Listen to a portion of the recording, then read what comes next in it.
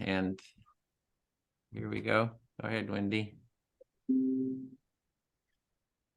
Thanks, Edwin. So welcome back, everyone, to our ongoing quest to build a culture of empathy. And we invite you to reflect silently on your intention, on your motivation for attending this training. So we're recording this call for educational and promotional purposes. If you don't want to be recorded, please put an X after your name. If you're okay with being recorded, please put an R. I think that only applies to D at the moment, if you could do that, D. So we invite you to each take 30 seconds to check in and to share any questions or comments from the last session together, or your learnings from your empathy buddy call, or your learnings from facilitating an empathy circle this week. And I'll call on people, and I invite Karen to speak first. Thank you, Karen. Hello. Yeah, I enjoyed last week, and something I've been pondering since an empathy circle with friends. I enjoyed the empathy buddy circle this week with Jana, so that was wonderful.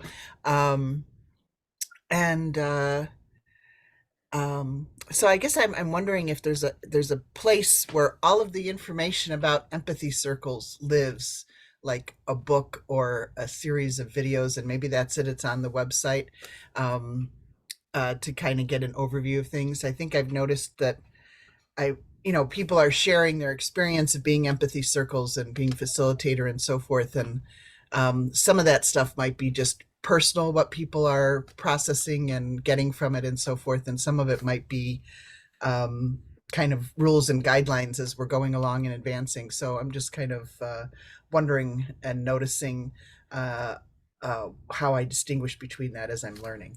Yeah. Great question. Thank you, Karen. And perhaps when we finish the check-in and the people dealing with the questions might want to address that. I noticed that Edwin has posted a link in the chat, which is where lots and lots of information goes. But thank you for that question, Karen. Dee, could I invite you to check in? Yes. Good afternoon, everyone. I am diddling with logging into Zoom and getting my default set, and it doesn't seem to be working yet, so I'm working on that still. My buddy circle didn't, or my buddy call didn't happen, and my circle didn't happen, but I've got plans for next week for my circle, so steady as she goes over here. Thank you. So were you trying to rename, did you say? Do you want me to do it? Sorry, what were you having trouble with on the computer? No, I can rename it. I'll do that right now and put an R by it. That I can do. The other things, the default was a background and an icon. Yeah. When my video goes off, then there's like a nice icon of some like stones. And I logged on to Zoom, but it's not showing up. So okay, forgive me while I play with that while you guys check in. Thank you. Thank you, Dee. Thanks very much. Sally, could I invite you to check in, please?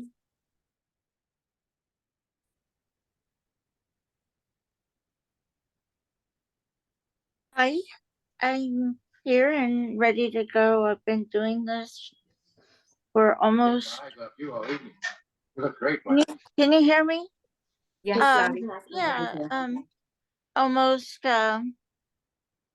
from the beginning of this effort forward, like right at the beginning of COVID, and yeah. So I love it and can't wait for Are you not getting my video? At the moment, Sally, no, there's no video, but we can hear you. Oh, well, I'll work on that. It's just pointed wrong, maybe towards the ceiling. Okay, Thanks, thanks Sally. everyone. Thank you. Alex, could I invite you to check in, please? Sure. Hi, everyone. I didn't have a buddy call this week, so I couldn't make that happen. But I've been thinking a lot about the empathy circle. I have a kind of intense question at the forefront of my mind, which is that the video that Edwin sent around not too long ago about the high-level challenge and the protesters interrupting the empathy circle. I am one of those protesters. I mean, not in the video, but that is my life. That is my social, personal, and political identity. And I think seeing that video made me wonder how much room I really do have for people's views that are racist, that are sexist, that are homophobic. And I'm starting to worry that I actually don't want to be involved with those views.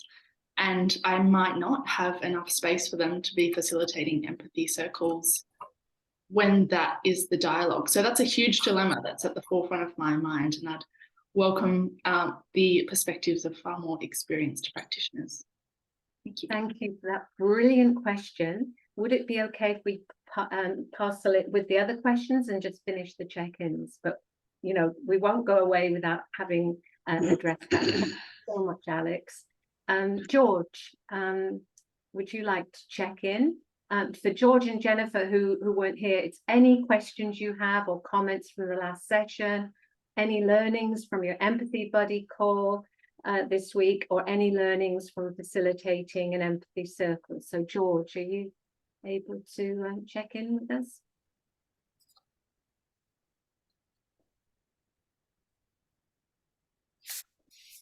Oh, we've lost George. Jennifer, could I invite you, please? Lovely to see you. Thank you.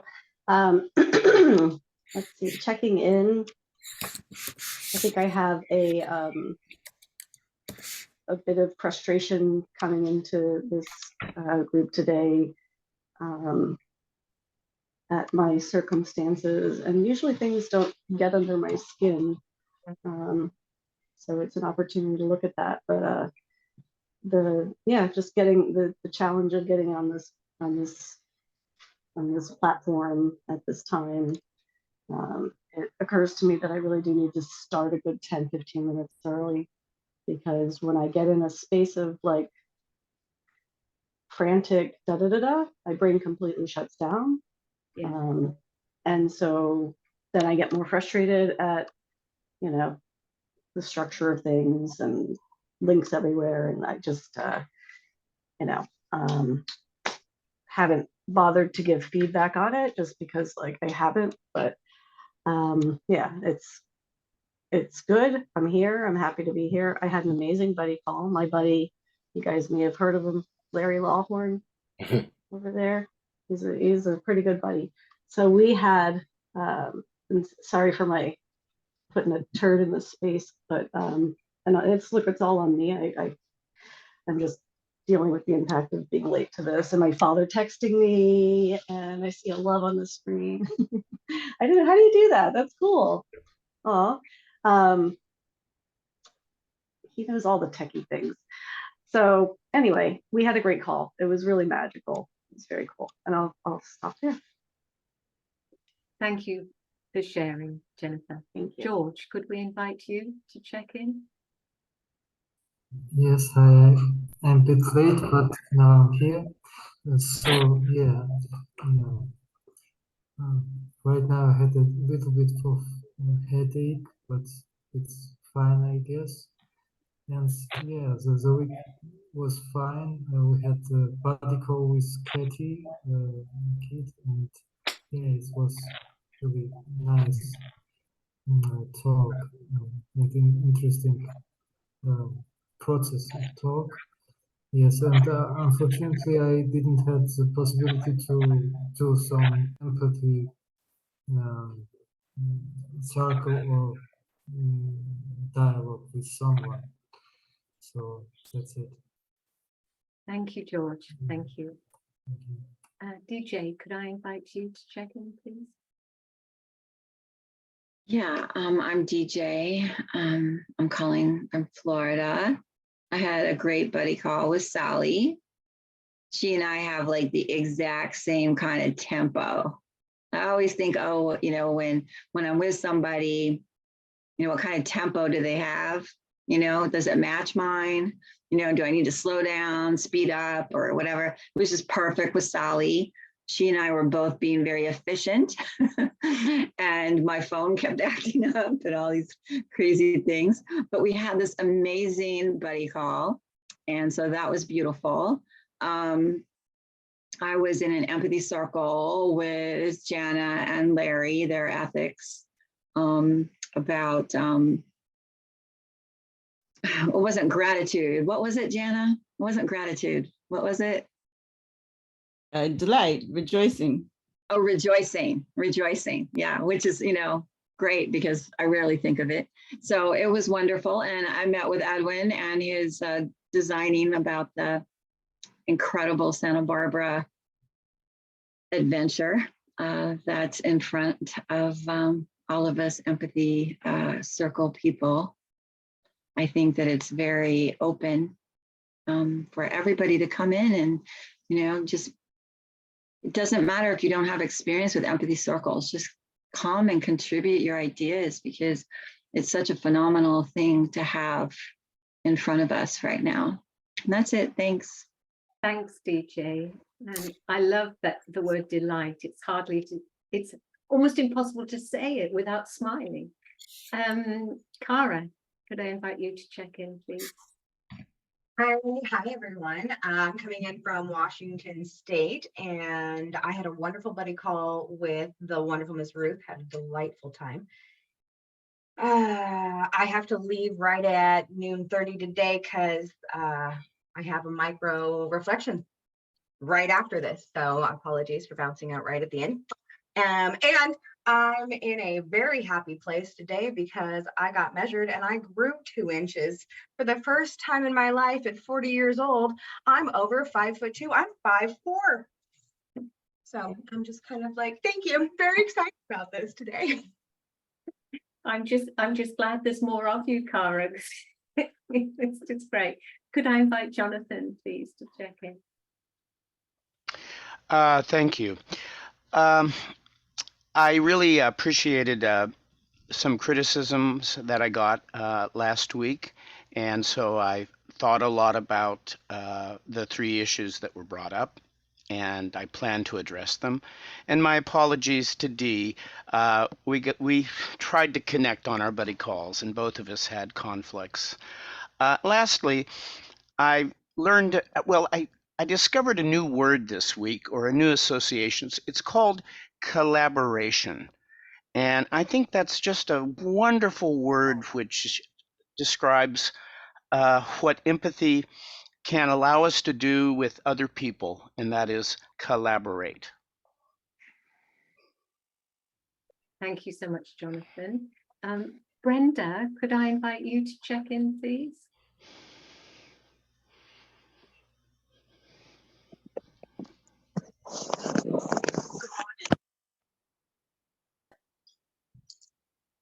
Greetings to everyone from Dallas, Texas. I am happy to be here this morning, and I am looking forward to participating in any way that I can. And I've gone through the process, and I just love empathy listening circles. Well, thank you for being here. Thank you. Bill, could I invite you to check in? Sure. Had a great buddy call with you, Wendy, and good luck on your presentation.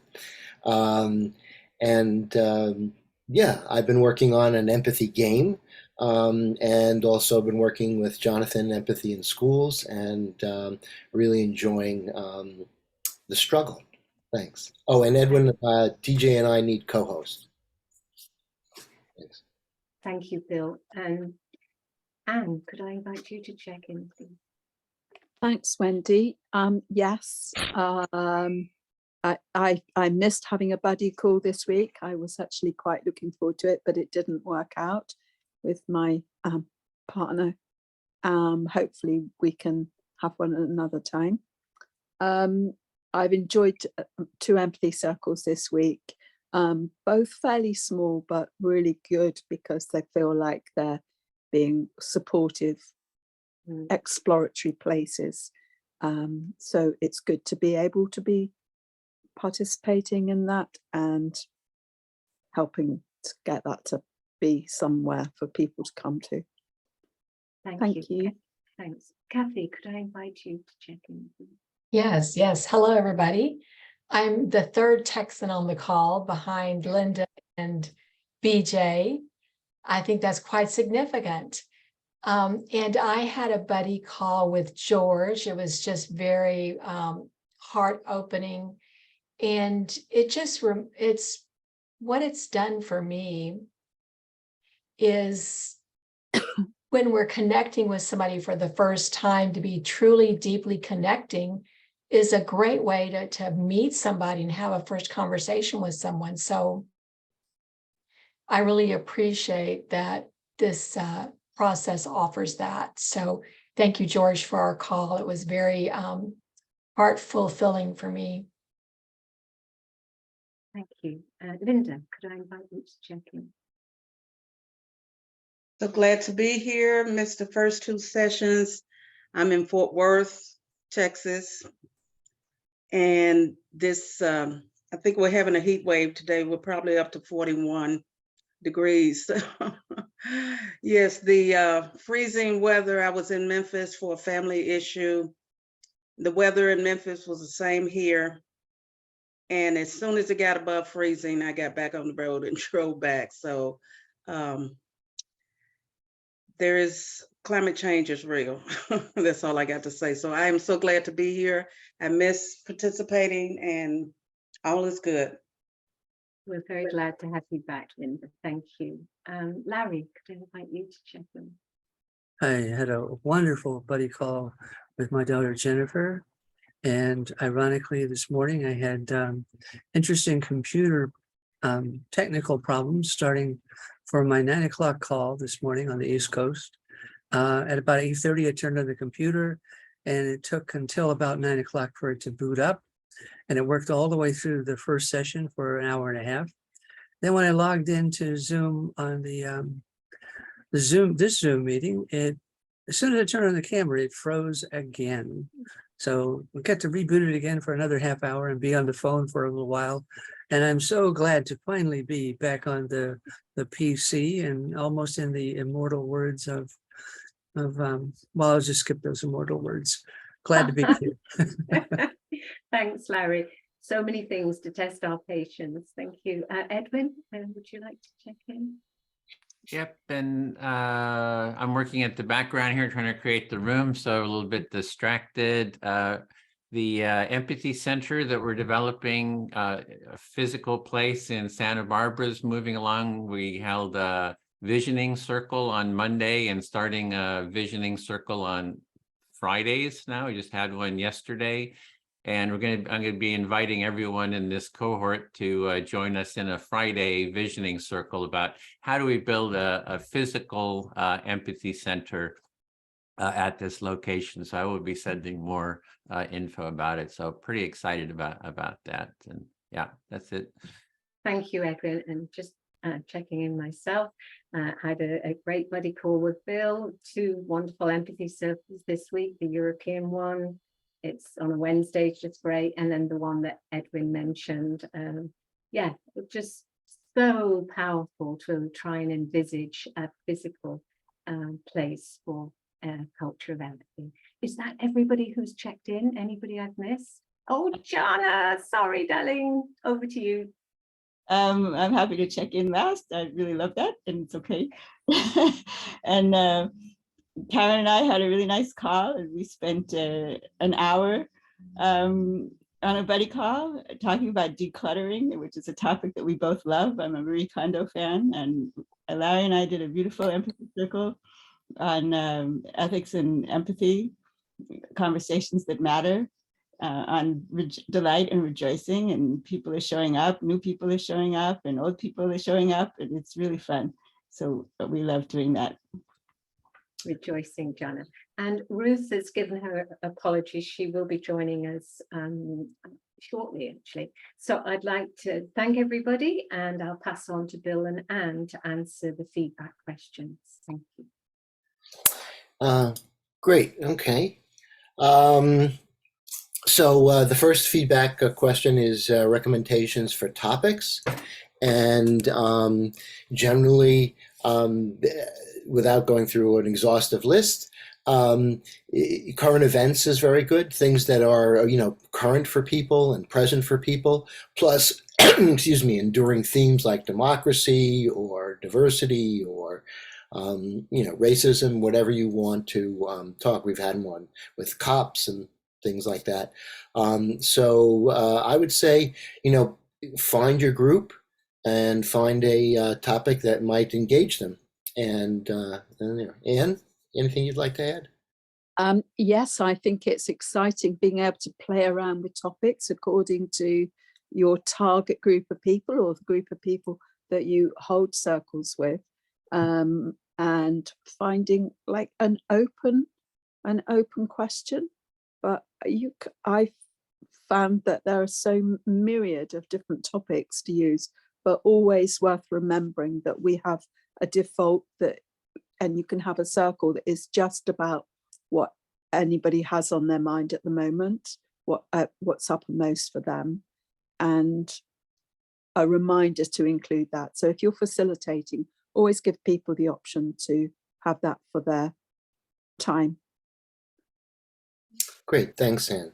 The next question is about diversity, especially in the last few times. Our group has been less diverse than it has been before, and that's something of concern for us.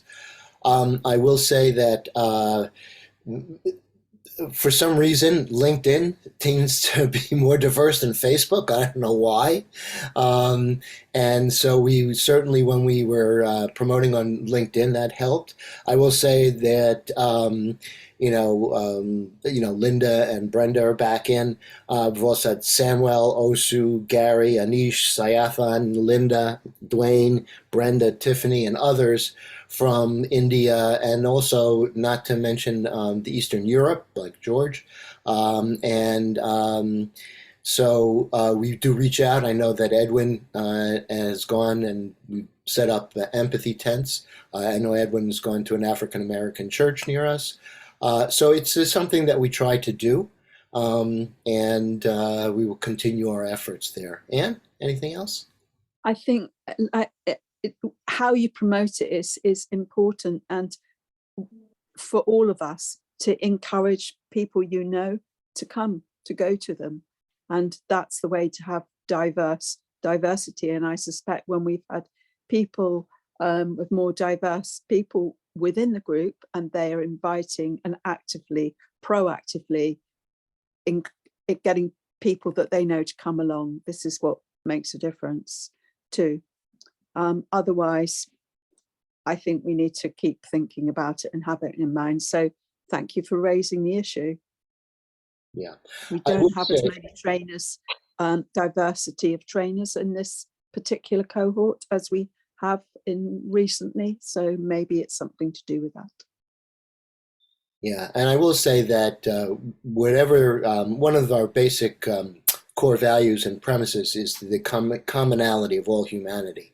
And what I've noticed, just from my anecdotal evidence, I don't tend to speak for the whole world, but that people who come feel heard, and people come away from that, whatever their background. That's been my experience. So another question was about what is an interruption or a disruption. And so we try to give people freedom of their speech as much as possible within the confines of following the rules of the process. And so as a facilitator or as a participant, you certainly have your own limits. And it's quite understandable if something happens and you don't feel comfortable with that, saying, this is beyond my limit here, we don't blame other people. We just, are trying to be honest about how we're feeling. And so, if a disruption is really severe, the empathy circle no longer is an empathy circle if people aren't listening to each other and don't feel heard. And so that, that's it. Within that, we try to give a lot of freedom and then hopefully keep people in the process and work through those interruptions or disruptions. Yeah. Yeah, I think like reminding ourselves of the simple things that can happen, and ensuring that when you introduce the method in the circle as facilitator, you do cover those basic grounding things which are enable inclusivity and allow us to treat each other with respect and equality. And by establishing those simple methods, like describing the role of the silent listener, and the silent listener is there to participate, not to be having cups of tea or turning off if it's not their turn, that encourage them by letting them know that we do expect everybody to give their full attention to the process, even if they aren't the active listener, that they need to be attending, listening fully to the speaker, but noticing the differences and reflecting perhaps on how it feels to be different being an active listener to a silent listener, but they are engaged and, as I would say, in present time, that their attention is here in the moment. Yeah, that's what I'd add to that. And then, DJ. I'm sorry. And then added also in kind of expanding on that a little bit was dealing with people who have diametrically serious, different philosophical and political views from you. When you create your own empathy circle, you can create your own group. And so, and again, you have your own limits. It's important to note that empathy does not mean agreeing. I certainly have been in groups with people who are very much opposed in person. And you just start listening to them. And what happens is that a lot of the ideological labeling tends to fall away, and there's just another person listening to you. And this fosters a process. However, if someone is, totally outrageous and beyond your particular capacity, you can say, hey, I've had enough. There's no forcing in the empathy circle. Anne, anything more about that? That was... Yeah, and I think if they are very different opinions, when you are reflecting, you can kind of emphasize that what I hear you saying, and it's not that I'm saying it as a reflector, but I'm hearing this is what you're thinking or you're exploring. And that clearly says, this is what you're saying. And it isn't necessarily that I agree with it, doesn't come into it. And it enables people to be heard. And that enables people to shift potentially in their thinking, but just accept diverse views and hear one another.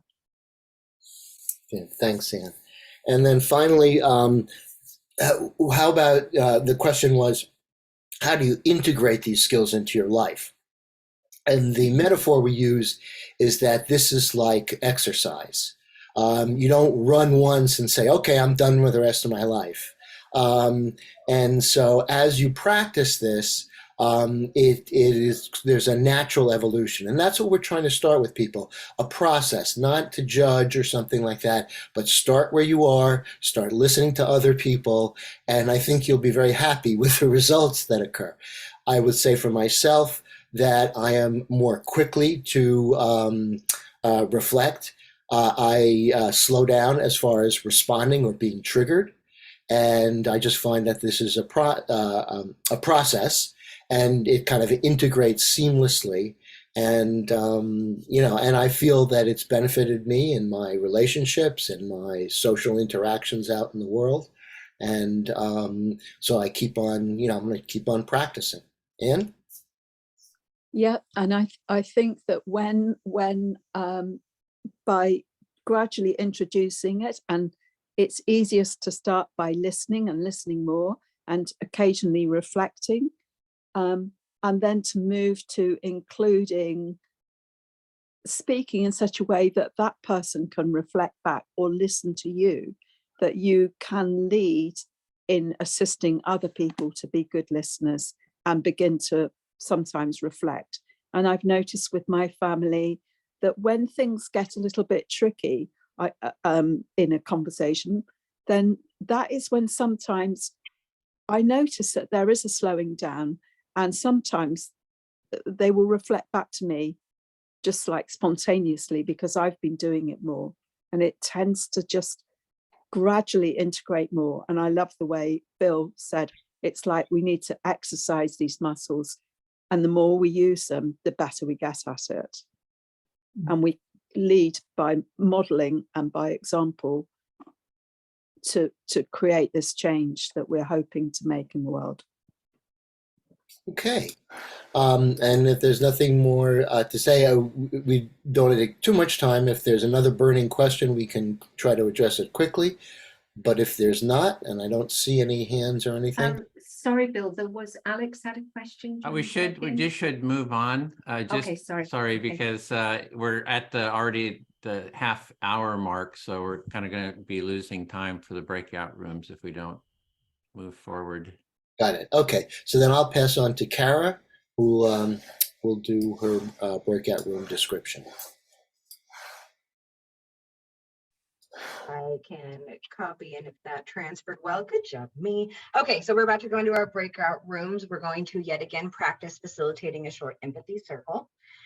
Context yet again is that we are pretending that nobody knows what an empathy circle is, so we're going to go through the whole process. Today's new layer is that we're going to have the opportunity for challenges. If you're feeling ready for it, you can have some facilitation challenges handled during your turn. So you can choose to do none, or low, or medium. And then then you'll just start launching into your description of how to and facilitating the empathy circle. So introduce the practice, should take about 3 minutes. Circle the topic, which I am posting to the chat in just a moment. We're going to set 3-minute times today.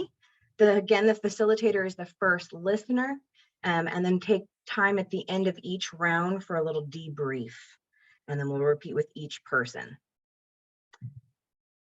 And I will post that information in there and pass this on to me. I'm doing the breakout rooms. Here we go. So yeah, the groups that people attendees have sort of changed a little bit, so I was having to juggle the rooms. So the first room will be here in this weight room. It'll be trainer is Larry with Kara. You facilitating doing the room facilitation. We'll have Alex and Karen as participants. The next room is with Bill as the trainer and DJ doing the room facilitation. You'll have Brenda, George, and Ruth being the participants. So you divide the time by 3. The next room is with Kathy, if you be the trainer role in this. And then Jana is the breakout room facilitator.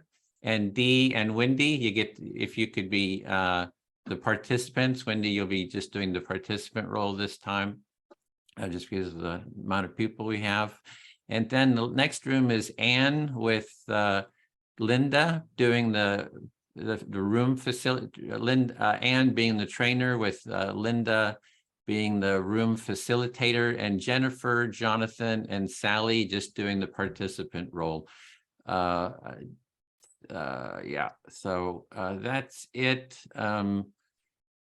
So I think we're all set to go into the rooms, and then the trainer and the trainee can sort of juggle the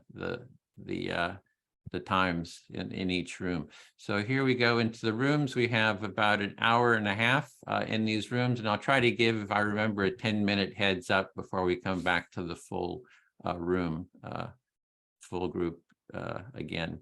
So here we go.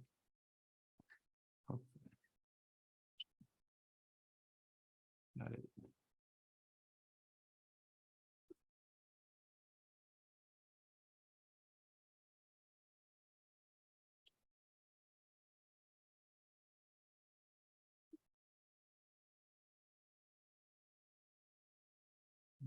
Okay, Ruth should be moving into the room, and Karen, you're in this room. So I think this is it, except Ruth hopefully is able to move.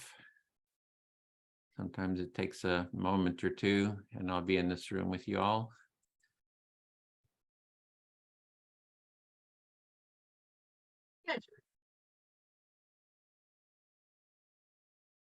Oh, there's Ruth. Okay, she's having trouble connecting. So this is also the wait room. So if people kind of drop out, they'll be coming back through this room, and then I have to move them into the other rooms. So For the wait station circle.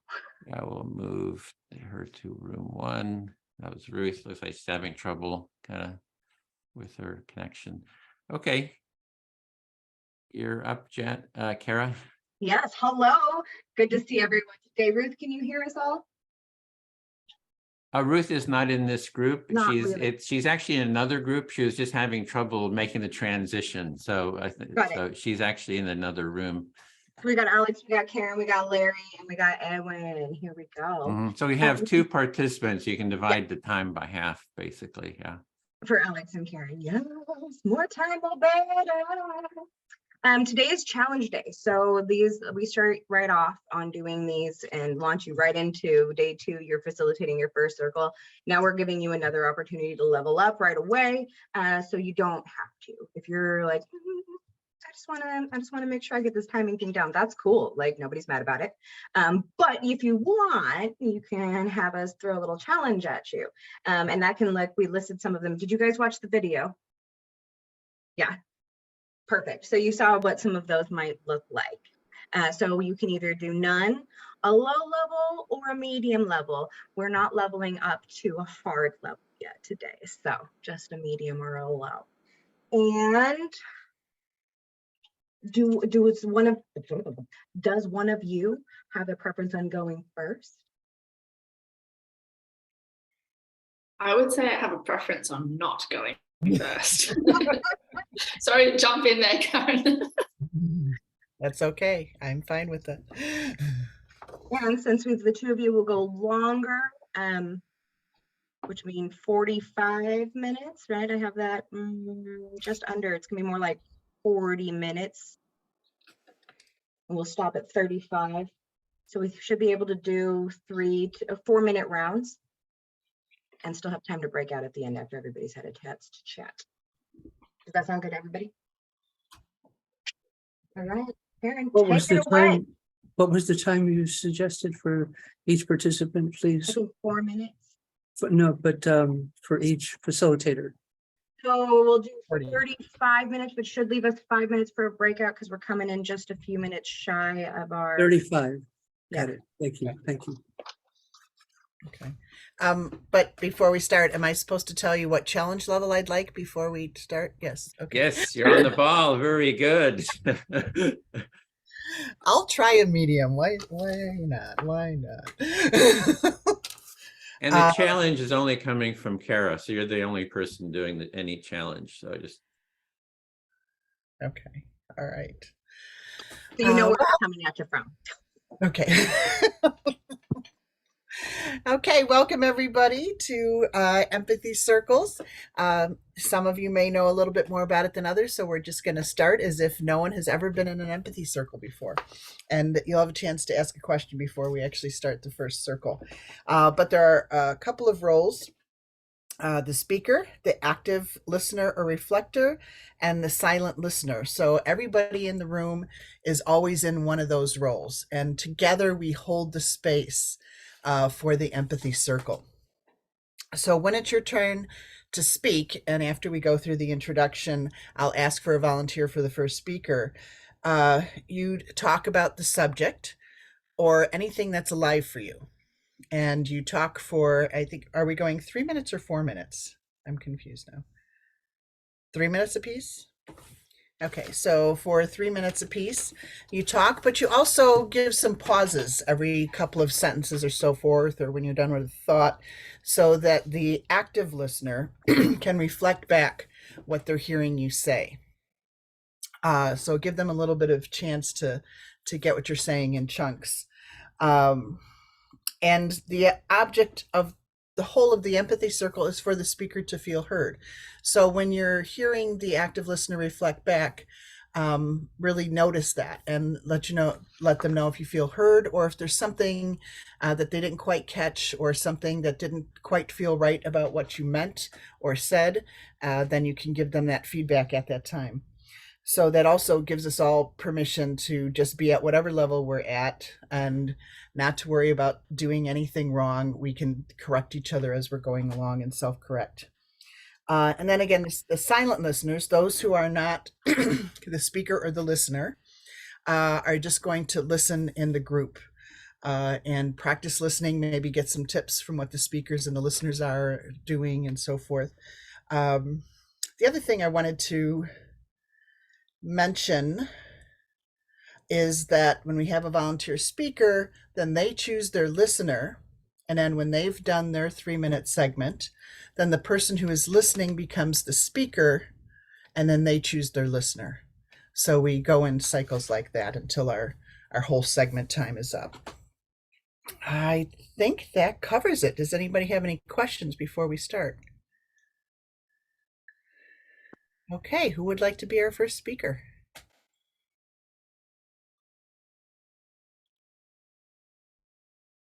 Larry is volunteering. Okay, and this is kind of a sidebar with the more experience. Then usually is the facilitator is the first listener, right? Or does Larry choose this listener? Okay, all right. That way you get to demonstrate both positions immediately. You're going to show what listening looks like, and then immediately you get to follow up with, well, now I'm going to show you how to pause in between speaking. Okay. All right. So thank you, Karen. I'm really happy to be here. I went through lots of technical challenges this morning, and it just feels like the plane is just landing, and I'm starting to get comfortable. Okay, so Larry, you've gone through some challenges this morning, and it feels like the plane is landing and you're just starting to feel comfortable now. Mm-hmm. Yes, I have a vision of exiting the plane and walking down the corridor, and I'm home. Okay, you're visualizing exiting the plane and walking down the corridor, and you're home. Safe. Safe, and that feels like a relief and a joy for you. Yeah. I love these empathy circles. Okay. Larry loves these empathy circles. Yeah. I could never have imagined that simply reflecting back what someone said would have a profound impact. So before you started participating in empathy circles, it sounds like you couldn't have imagined how just listening and reflecting back what someone has said could have such an impact. And when I think back decades ago to occupational therapy psychology classes, I'll stop there. When you think back to, let me forget, educational, some kind of therapy classes. Occupational therapy. Occupational therapy classes. In our psychology classes, of course, we studied Carl Rogers. Okay, so in the psychology classes, you, of course, studied Carl Rogers. And in those classes, we used video recorders to record pairs of students practicing Carl Rogers' reflective listening. Okay, so in that class, you used video recorders to record and listen and reflect what the students were sharing. Right, we all paired up and we videotaped one another practicing active listening. So you paired up and videotaped each other practicing active listening. That's right. I didn't say in the introduction, but when it's about time, I will put up a time sign. And I have to own that I was looking at my clock and I looked at the wrong number, so I'm not 100% sure that we're at 3 minutes. We might have gone a little bit over, but I'll do better on the next round. Thank you, Karen. So Thank when you. we say time, then you can finish up a thought that you had, and Thank you, Karen. and the listener will reflect back if there's anything. So were you complete, or is there more? Well, I just wanted to say that we all, as students, really enjoyed the Carl Rogers active listening, and we were just happy and giggling and smiling and having fun. But I don't think we caught the significance of it in a therapeutic relationship. Okay, so in the class, when you were practicing this, you enjoyed it and you had fun, but you don't think you actually caught the significance of it, the impact that it can make.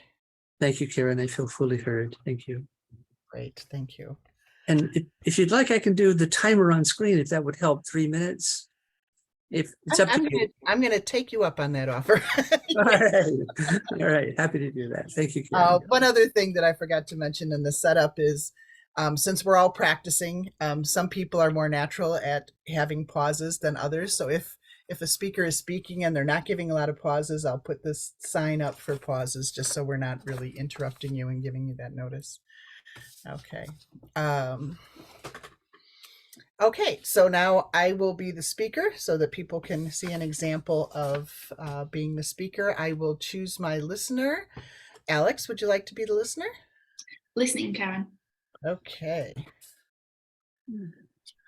Oh, and I'm noticing I didn't tell people what the subject was, or the optional subject, but it's about what are your thoughts or concerns about being in an empathy circle facilitator, and then anything else that comes to mind.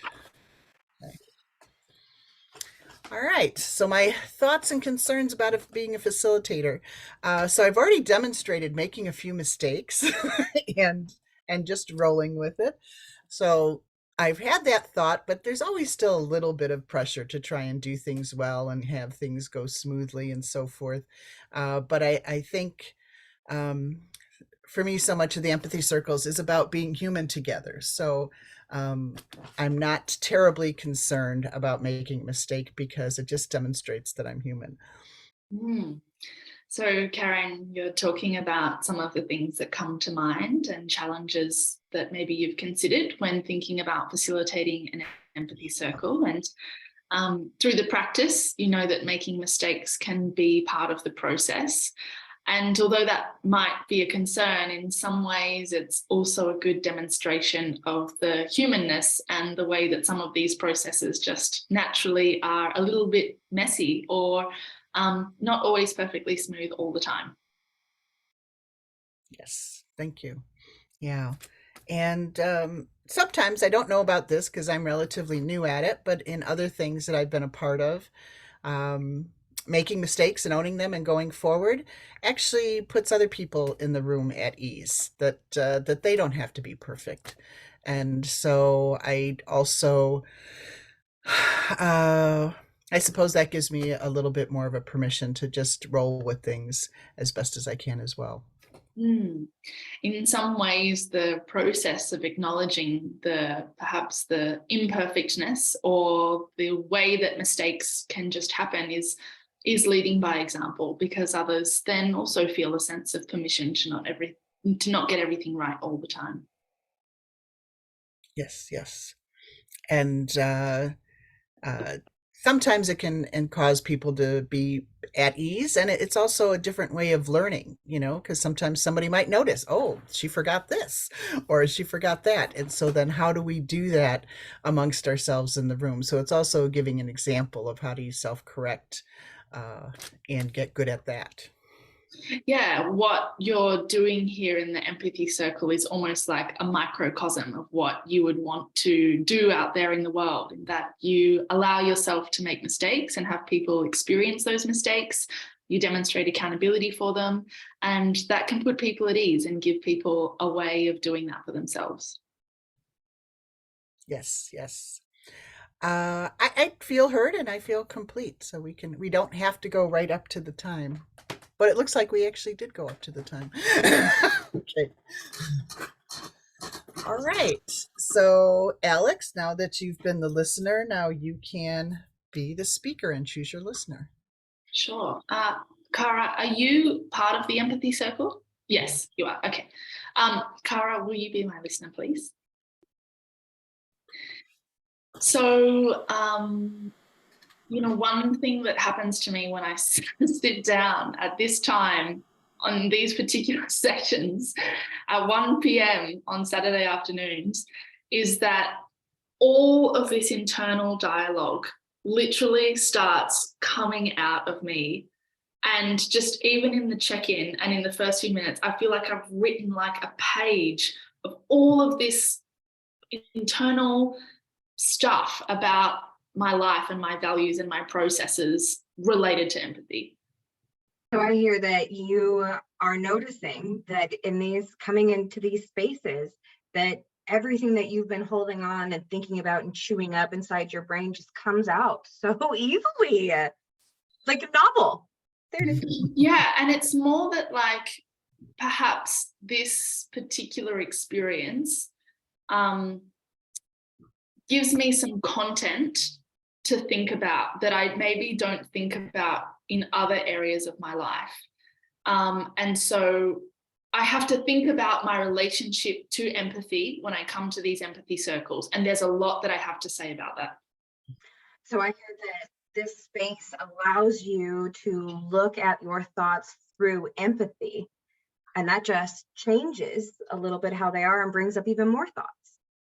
Yeah, and I'm a social worker. So being empathetic is often considered a de facto part of the profession.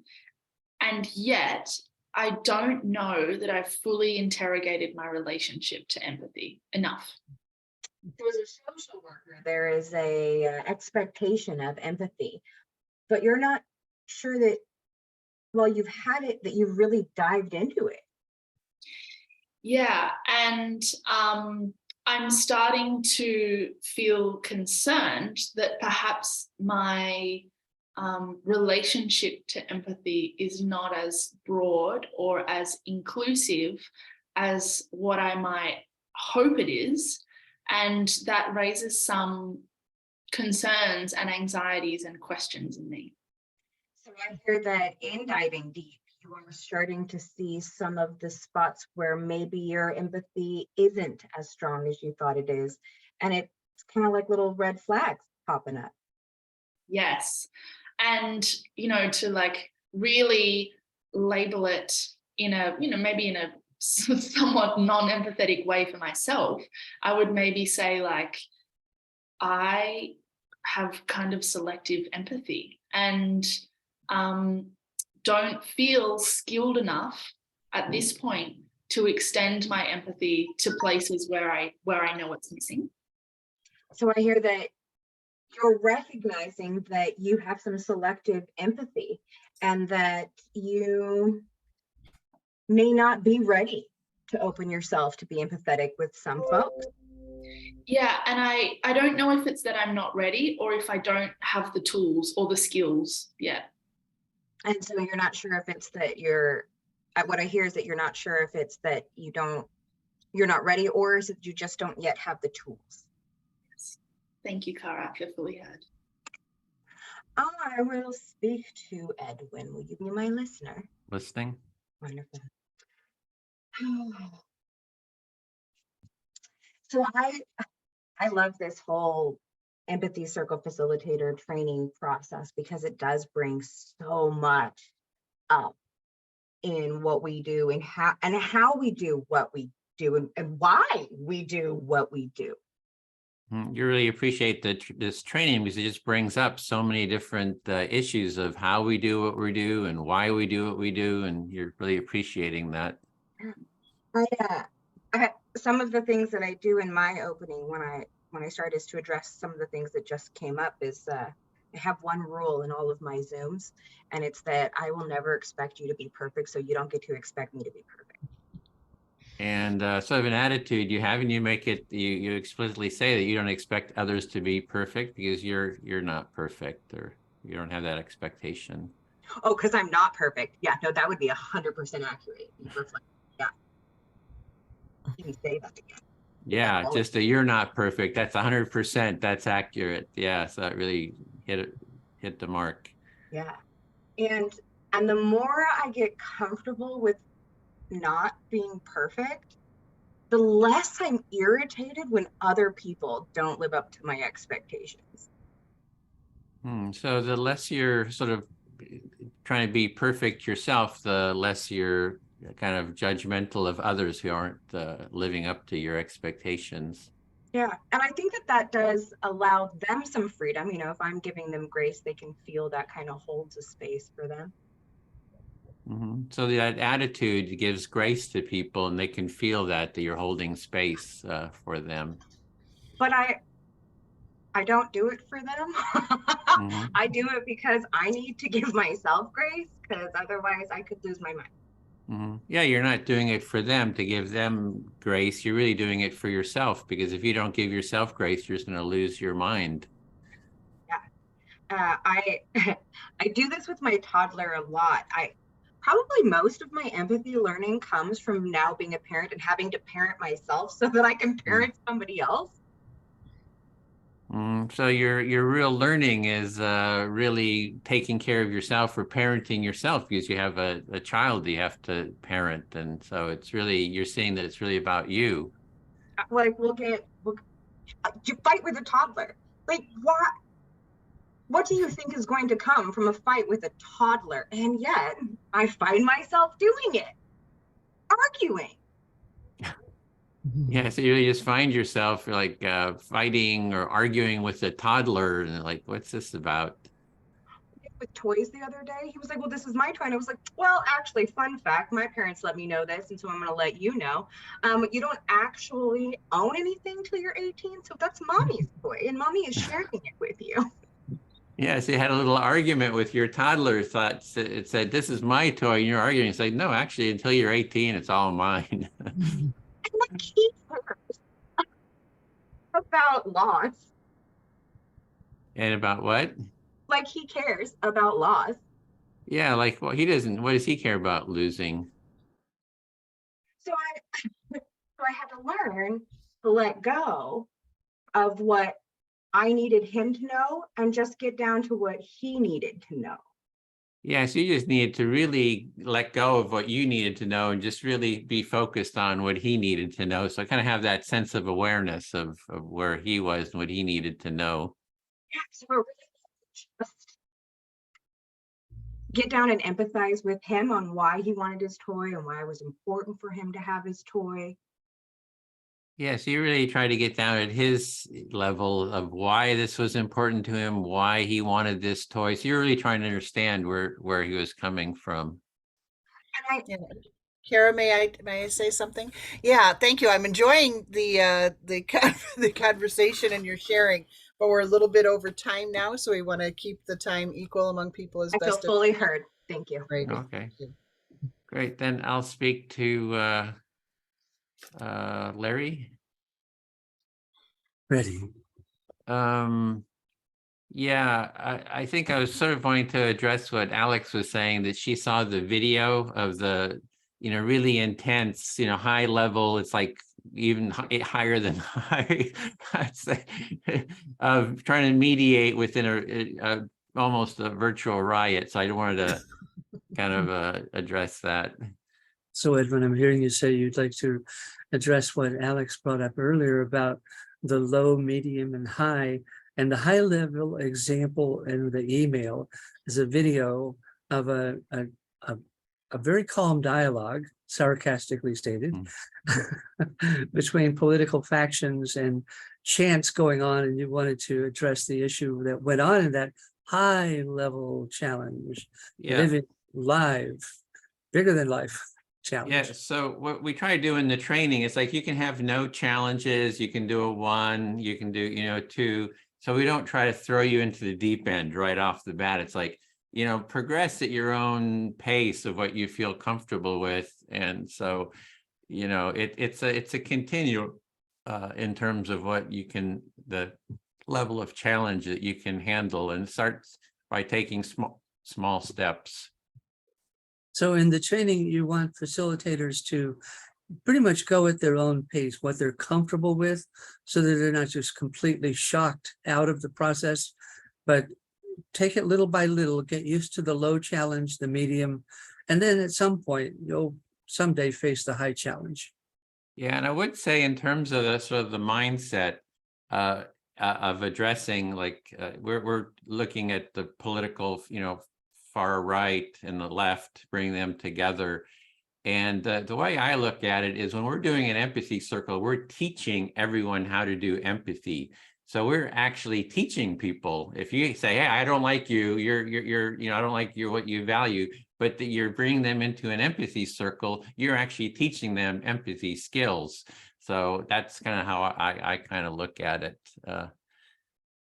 So the learning process of learning empathy skills starts low and goes medium, and then it could go to high. But you're teaching the idea that, you might think you're learning empathy skills in your sector or your group, but do you really have empathy skills that can include someone outside of your neighborhood, something like that? Yeah, it's more, no, I was meaning more that if there's a political right, but I think Alex was concerned about, hey, I don't really want to talk to them, right? So it's that the way I think about it is I am teaching them how to do empathy. I'm teaching them empathy skills because they're coming into the empathy circles and are actually taking part, versus like judging, saying you're, full of shit and I don't like you and all this kind of stuff. So I think it's a positive way of changing the world. The means are the end. So if we want a culture of empathy, we've got to use empathy for those means. Mm-hmm. So we're not kidding around. The means are the end. Empathy is empathy. And it could include your political left or right, being willing to listen to each side and practice and demonstrate the real empathy skills. I feel heard. Thanks. Thanks, Edwin. And I think that brings us right around the 35-minute mark for the end of this round. And so we I have you going till 15 after the hour, and then we'll do a 5-minute reflect, which should give us another 40 minutes for Alex to go. Oh, is my math right? I hate mathing in public. I started a 35-minute timer, and it says we have about 11 minutes remaining in this facilitator's section. Oh, okay. All right. Because I think I was going by when we were supposed to have started. Okay. So, Larry, who would you like to be your listener? Alex, please. Listening. Okay, start timer. There it goes. I love these empathy circles. Larry, you really love empathy circles. It's amazing that Edwin and the team have developed not only a way of developing empathy, but a training to provide the experience. I'll stop there. You appreciate and respect Edwin and the team for not only developing the concept of the empathy circle, but a training to go along with that. Yes, and the training is the opportunity to practice the skills that we value. In this space of learning, it's a space to practice and put into the process many of the skills that are important to us. Yes, as we become aware of our human values, like transparency and empathy and honesty, we get to apply those values looking at ourselves. Are we really living those values while we're practicing empathy circles? So it's kind of like, as we externally offer these skills to others, it's a necessary part of that process to reckon with how much we offer those skills to ourselves. Yes, I love in our session one, we write down those values, and we all get to look at our collective values. And nobody writes down a new car, a new watch, a new diamond, whatever. Everyone writes down these beautiful human values. When we have a chance to collaborate on the values that are important to us, you always respect and are in awe of the way that the values that are shared are deeply human values. Yes, and these values we can live, and that's more valuable than diamonds. And what stands out to you is that the values that are articulated are ones that can be practiced and processed and lived through, rather than any kind of external material value. Right. And empathy is not exactly in a book or in a videotape, it's in each one of us. And the place where empathy has a home is inside us as humans. Thank you, Alex. I feel fully heard. Thank you, Larry. Okay. Yeah, Cara, will you be my listener? Oh, I can't hear you. I'm listening. Oh, yeah, now I can hear you. I suppose I want to acknowledge in some ways how self-indulgent it feels to take these 3 minutes to talk all about myself. So I hear that you're acknowledging it feels self-indulgent to talk about yourself for 3 whole minutes. Yes, and I can feel that that's okay. Like I'm not up to the process yet where I'm able to talk about this in a concept that is not through my own internal experience in this moment. And I hear that you notice that that's okay, that you can experience that in this space from where you are.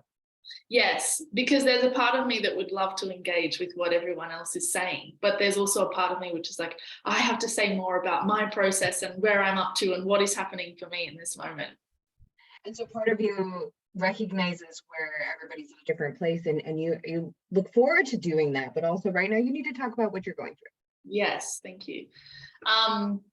And one thing that why I'm motivated to keep coming back here is because I really want a space to practice these skills. And it does feel like a safe and good place to practice. And some parts of it still feel outside of my comfort zone, which is something that came up when I saw the video that Edwin sent around. So I hear that you keep coming back because you see how impactful practicing this skill is for you. But it is outside of your familiar zone. And some of those things come up like when you watch that video. Yeah, and I guess what came up for me when watching the video was not, oh, that would be so hard to be the facilitator in that moment, and like I'm not ready for that challenge. Like that's not what it was that was activated for me. So when we were watching the video, what I hear is that it wasn't that you were thinking about how hard it would be to be the facilitator in that situation. No, I was thinking about, well, how much I identified with the protesters and how difficult it would be for me to take on any other role in society that was not the protester role. So I hear that you saw yourself as one of the protesters and how hard it would be for you to not be in that position. Yeah, and that's kind of the challenge for me, is like, while I deeply value and respect and acknowledge how important the role of the facilitator is, I feel confused for myself if that would be possible for me. So I hear that the question you're really wondering is, in those high level situations, would you be the facilitator? Is that even an option, or would you be that protester? Yes, thank you, Cara. Okay, I will speak.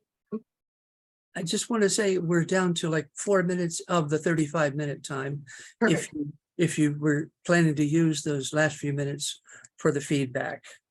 Oh, so I still had, so if the round is 40 minutes, 35 minutes for the. Oh, okay, we're still good then. No, we only have about 5 minutes for the feedback, then it'll be 15 minute, 45 for the next session, or I don't know. Oh, We can stop now and do feedback. Yeah. I'm good with that.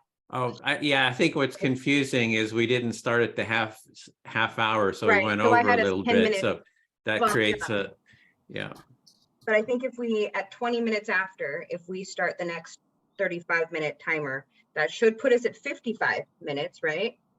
Did I do the math right there? And then that still gives us 5 minutes for reflection. Okay, yeah. My altogether timer says we have 51 minutes altogether remaining. Okay, well then I'm still off. Okay, so let's pause now and do reflections. Does anybody want to start? Yeah, I think I'm supposed to start as the facilitator, but yeah, so that was good. I didn't get do as much preparation before the whole call started today, where last time I was a little bit more nervous about being a facilitator. So now it's like, okay, I can just do that. I was more curious about what the challenges were about, and I watched part of the video, but not all of it in the preparation. So so I can see the difference in how I introduced when I was a little bit more prepared than when I wasn't. I appreciated the challenge. And when I noticed it was a challenge, and it's like, okay, well, let me just put the time up again. It's like, okay, this is definitely the challenge. But it kind of felt like, people playing jump rope and when do you jump in kind of thing. All right. So it was just interesting to be in that and say, okay, is she going to stop now? Okay, now when do I jump in, and so forth. So I think that's it. So I appreciated hearing everybody as usual, and it went okay. Yeah. I appreciate the experience.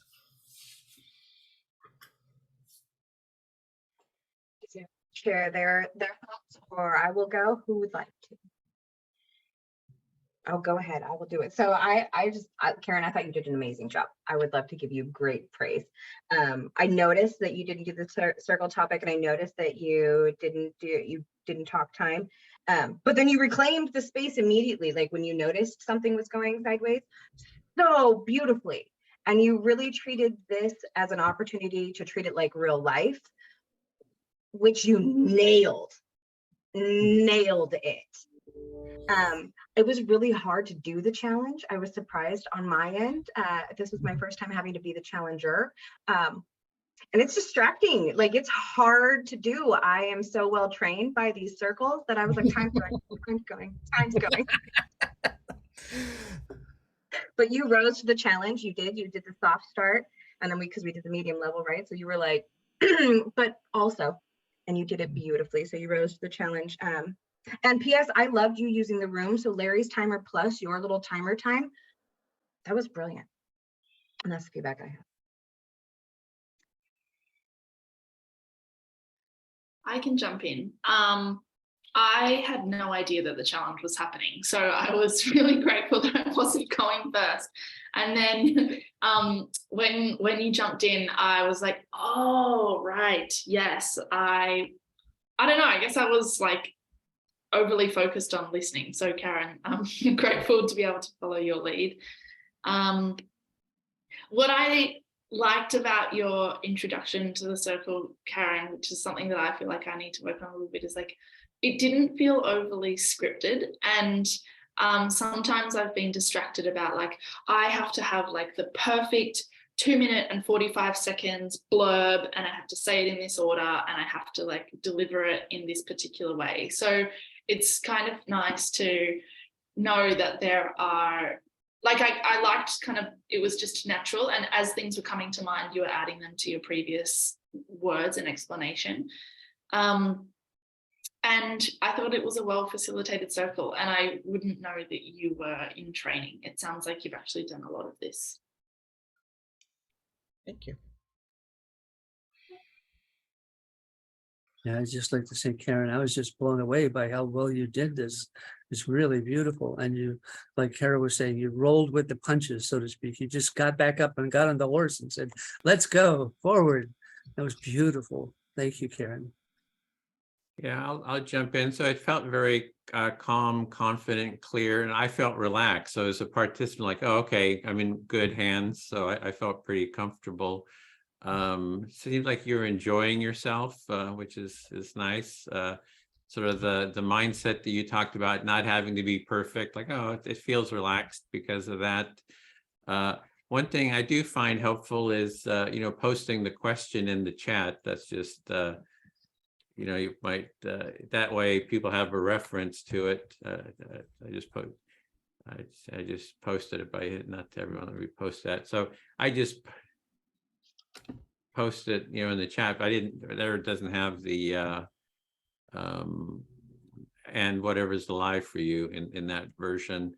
The challenge was kind of like, it can be challenging to give challenges. Like there's people are like, oh, I don't really want to disturb. You're so, so positive, and I know other people say, oh, I just can't give challenges. But, a medium is a little bit more than just going, not the time. So maybe a little interruption would have been good. Like, or there's in the training video, there's like 3 kind of common interrupt, challenges. So it's good to give, I would say a medium is, 2 or 3 of those.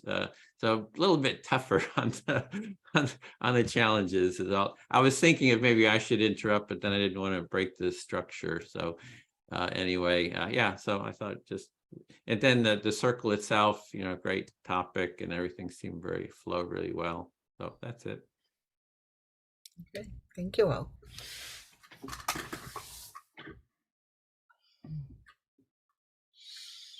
You're muted, Kara.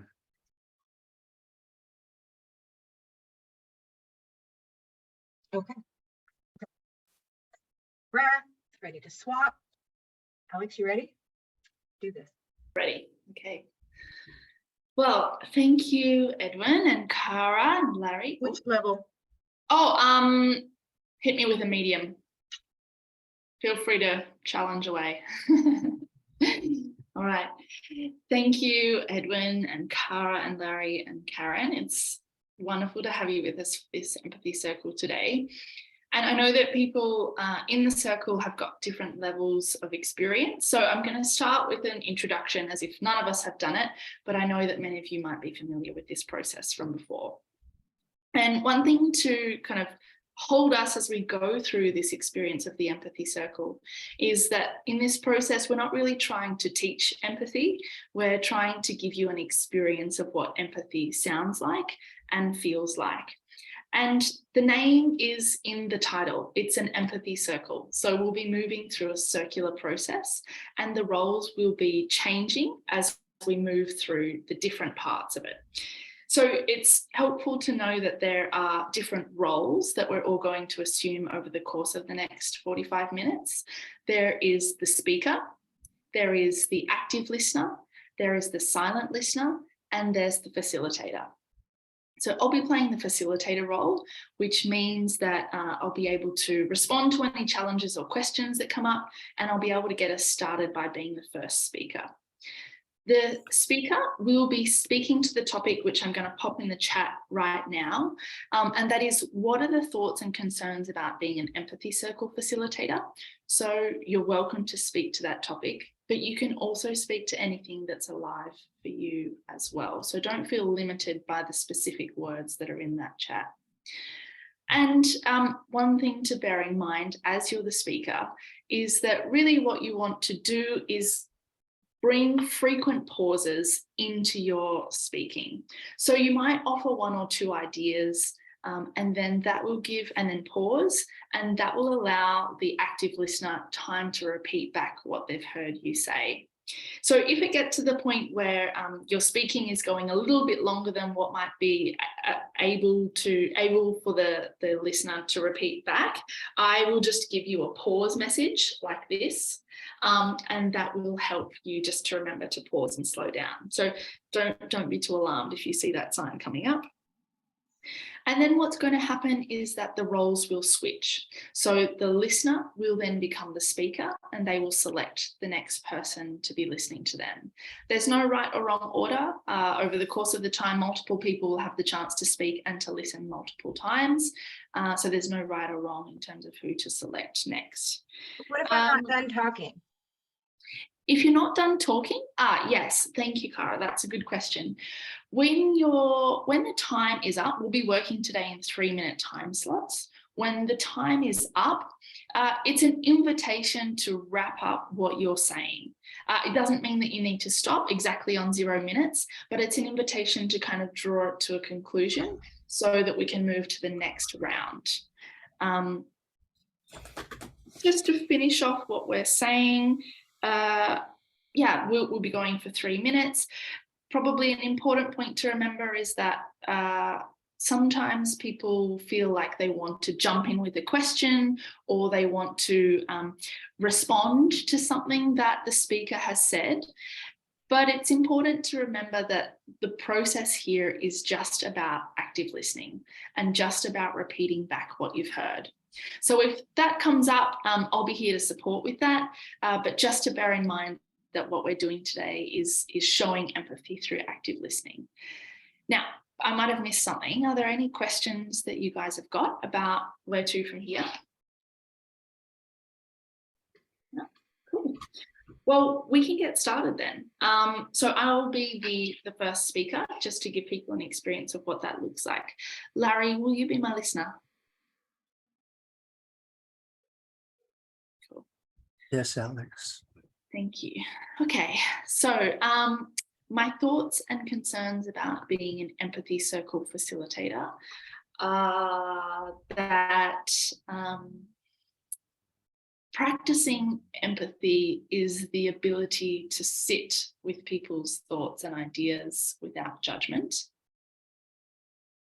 So, Alex, I'm hearing you say that your thoughts about being an empathy circle facilitator includes being able to sit and listen to someone else's thoughts and opinions and being with that. Yeah. And that judgment is actually quite a natural and reasonable response to have in some circumstances. And you're adding that judgment is what seems like a natural kind of interwoven component in our thoughts and opinions. Yeah, and so when we ask people to listen without judgment, that can be hard to kind of override what might be like a natural human instinct, or like a basic thing that happens without us even thinking about it too much. Yeah, and the human way, or it sounds like you're saying the habitual way of thinking includes that judgment. So it's challenging to override that already present interwoven, I think you use the word natural, already there judgment in the thinking. Yeah, that's right. It's kind of it's habitual, and it often happens whether or not we want it to. And it can be a really big ask to do something that's different to what we've always done, or what society has trained us to do, or what our experiences of people and family and relationships have kind of conditioned us to do. So humans are already habituated to the way that they're thinking, and to ask them not to judge is a really big ask. Yeah, and that I suppose that Empathy Circle is providing a training ground to do something differently to what we've been conditioned to do. So I'm hearing your experience in the Empathy Circle is that it is offering kind of a training ground or platform in which humans can watch how they're thinking and practice looking at how they're thinking. Yes. Something like that. I'm ad-libbing a little bit there. Yeah, but that's feeling like a good reflection of what I'm feeling. So thank you, Larry. I feel fully heard. Thank you, Alex. So Carol, will you be my listener?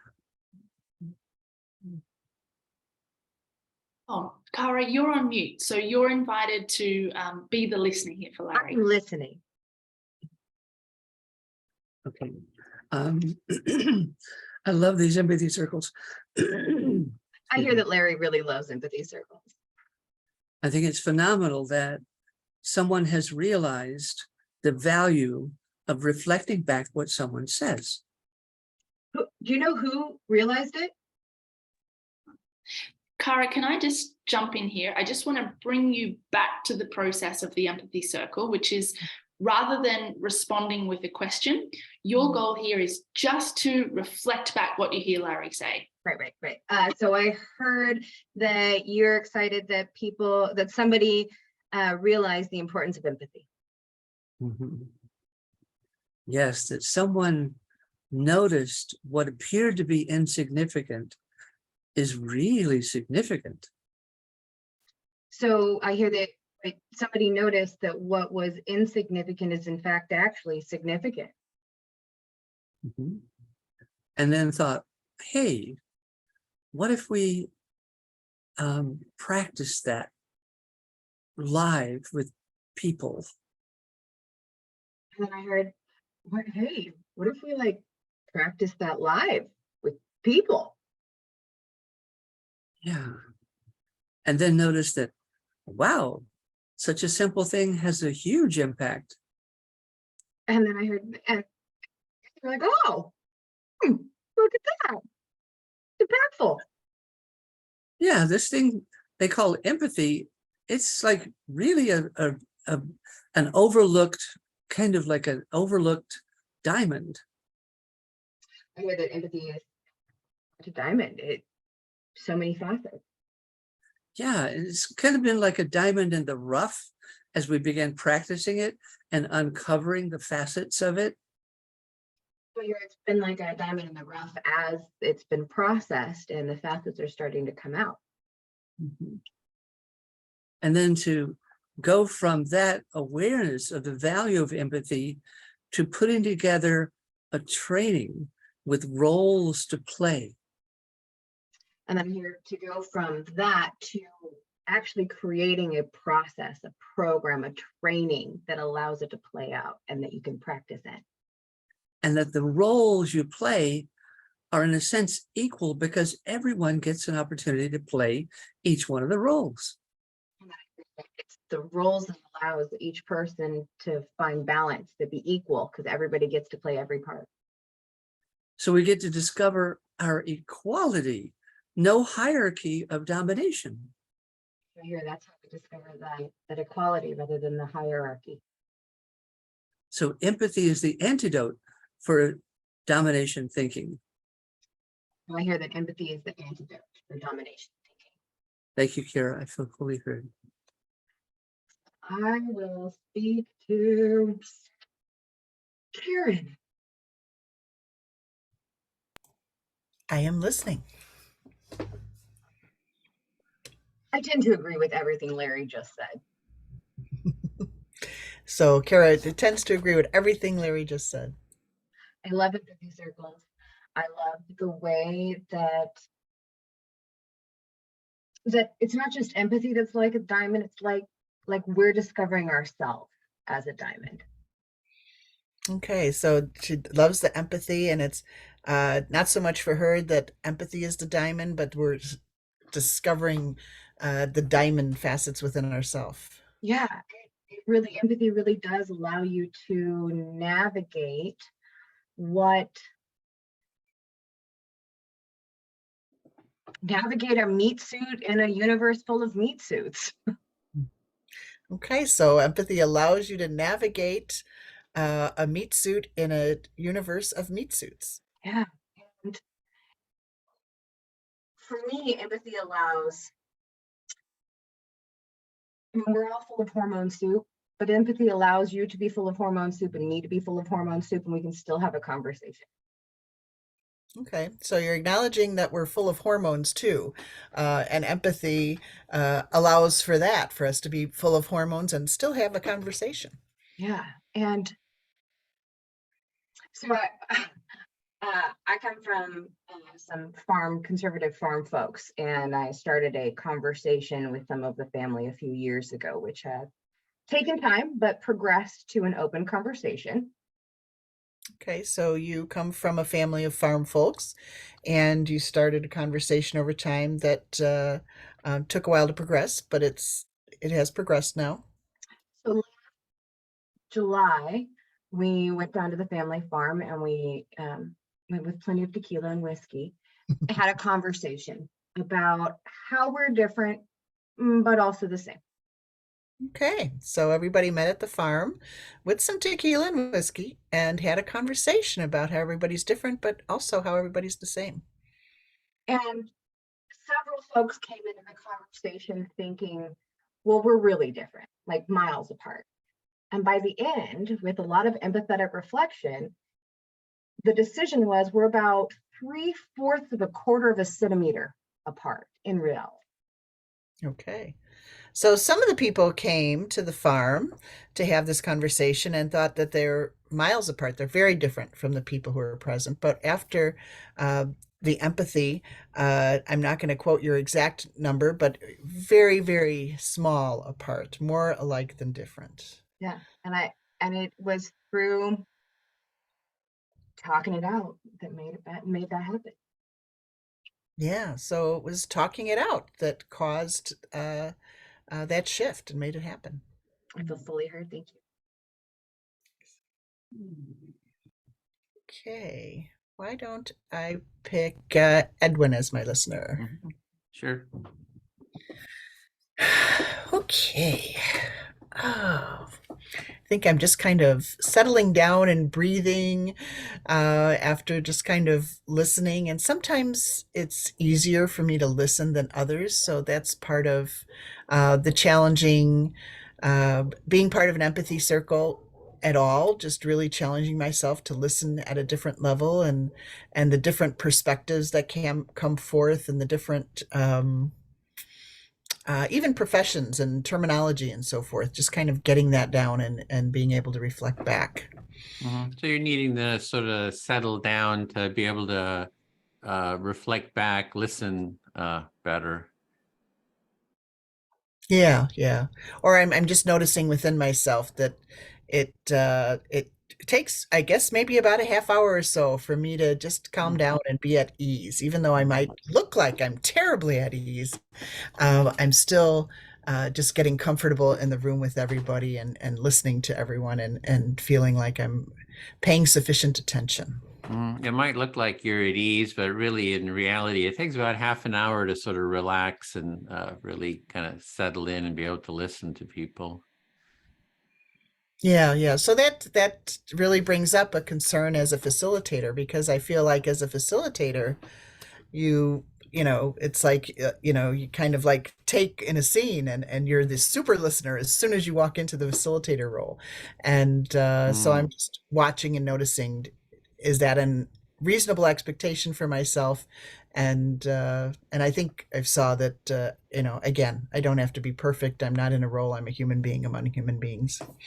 Yeah, so it takes you a while to sort of get settled, to relax, and then there's in the circle, but it taking on the added role of a facilitator, you know, you have to be on right off the bat, and so you have some concerns about that, but then sort of also feeling okay with it, that you feel like you did okay.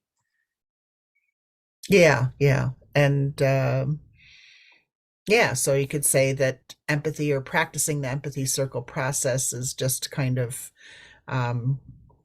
causing me to review being one of many humans, in one way of speaking, you know, kind of like Kara said, a meat suit among other meat suits. So just being human with each other. Yeah. So doing the empathy circles make you sort of evaluate yourself and seeing yourself as a meat suit among other meat suits, and Yeah. sort of did that self-evaluation. Yes, yes, I feel fully heard. Thank you, Edwin. Okay, I'll speak to Alex. Listening. Yeah, I wanted to in terms of the circle, when you're the facilitator, the first thing is you want to be the listener, the first listener, not the first speaker. And I want to go in a little bit about why. So you're picking up on some parts of this process and acknowledging that the best way to be the facilitator is to first of all be the first listener rather than the first speaker. Yeah, because as the first listener, you can model how to reflect back, because everybody can speak, right? So anybody can kind of speak. And then as the first listener, you're sort of really modeling that empathic listening to others. So you sort of set the tone for how the listening works. So you're kind of doing a little bit of an education through example of how you listen. So that's why as the facilitator, you want to be the first listener. Yes, so the reason why it's important for the facilitator to be the first listener is so that they can lead by example and give people a tangible way that they can proceed throughout the rest of the circle. Yeah, if everybody's totally new to it, then it's like they're still not really sure how to do it all, and then you're sort of modeling that and they say, oh, this is how it works. So that's sort of they're learning by example. Yes, the importance of offering people a way to do that is, especially if people are new to the empathy circles or are unfamiliar with what active listening might actually sound like, you give them a real example of what that should be.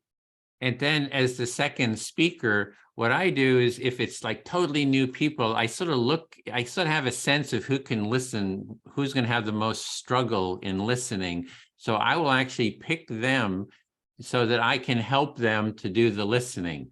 So I'm sort of like finding the person that maybe I know will have the most struggle. So somebody else is not having the struggle with them, but that I can sort of model, I can speak slow, I can speak in little chunks.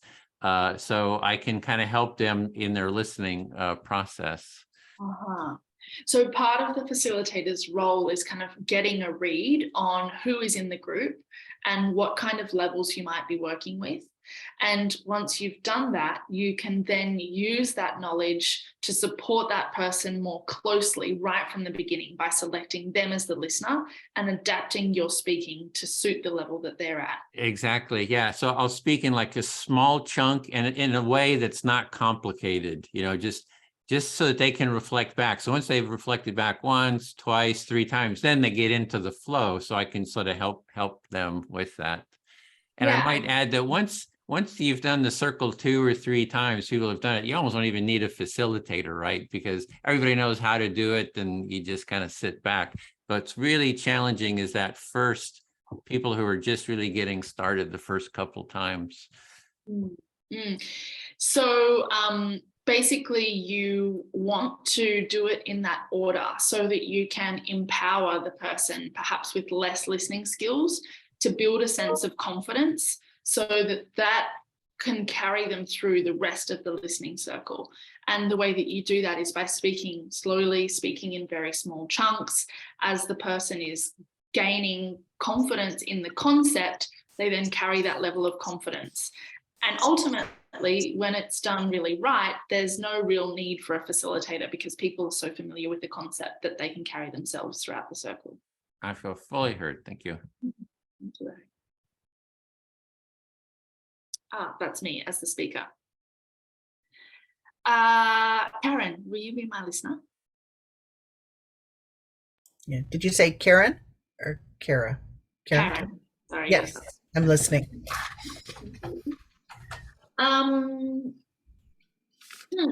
I am going to talk about myself again. Okay, we're going to hear about Alex again. Yeah. And I'm going to talk about this idea that to show empathy, you don't need to agree with someone. It's something that gets spoken about a lot in these empathy circles, and I've heard it repeated many times. Okay, you're going to explore the idea that to show empathy, you don't have to agree with somebody, and that's come up a lot, and you're going to explore it some more here. Yeah, and I guess my personal relationship to that statement is intellectually, I fully grasp it. and I can say it back, and I can say it in different words, and I have a sense of what the intention of that statement is. Okay, so intellectually, you've got it down. You can explain it in different ways. You know the intention of it. Yeah. The major problem is that I don't feel it, and I don't know that I believe it, and I don't really think I know how to adopt it. Okay, so what I'm hearing you saying is you feel it's a major problem that you don't really feel it or believe it, and it's a real concern for you, but you're still exploring it.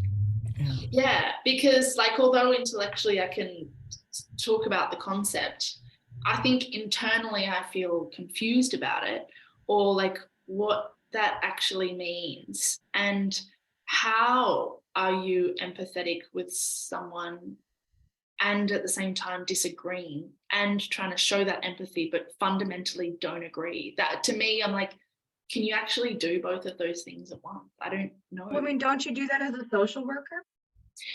Thanks for that question, Cara. We can probably come back to that in the debrief, but just to stick with the process, we'll go with Karen, who's the listener at the moment. Thank you. Okay. So again, you haven't internalized it. You're in a conflict. Intellectually, you get it, you understand it, you can explain it, but internally, again, it you know, you're in conflict. You don't really believe it. You think if you disagree with somebody, is there really true empathy if you're not disagreeing with them?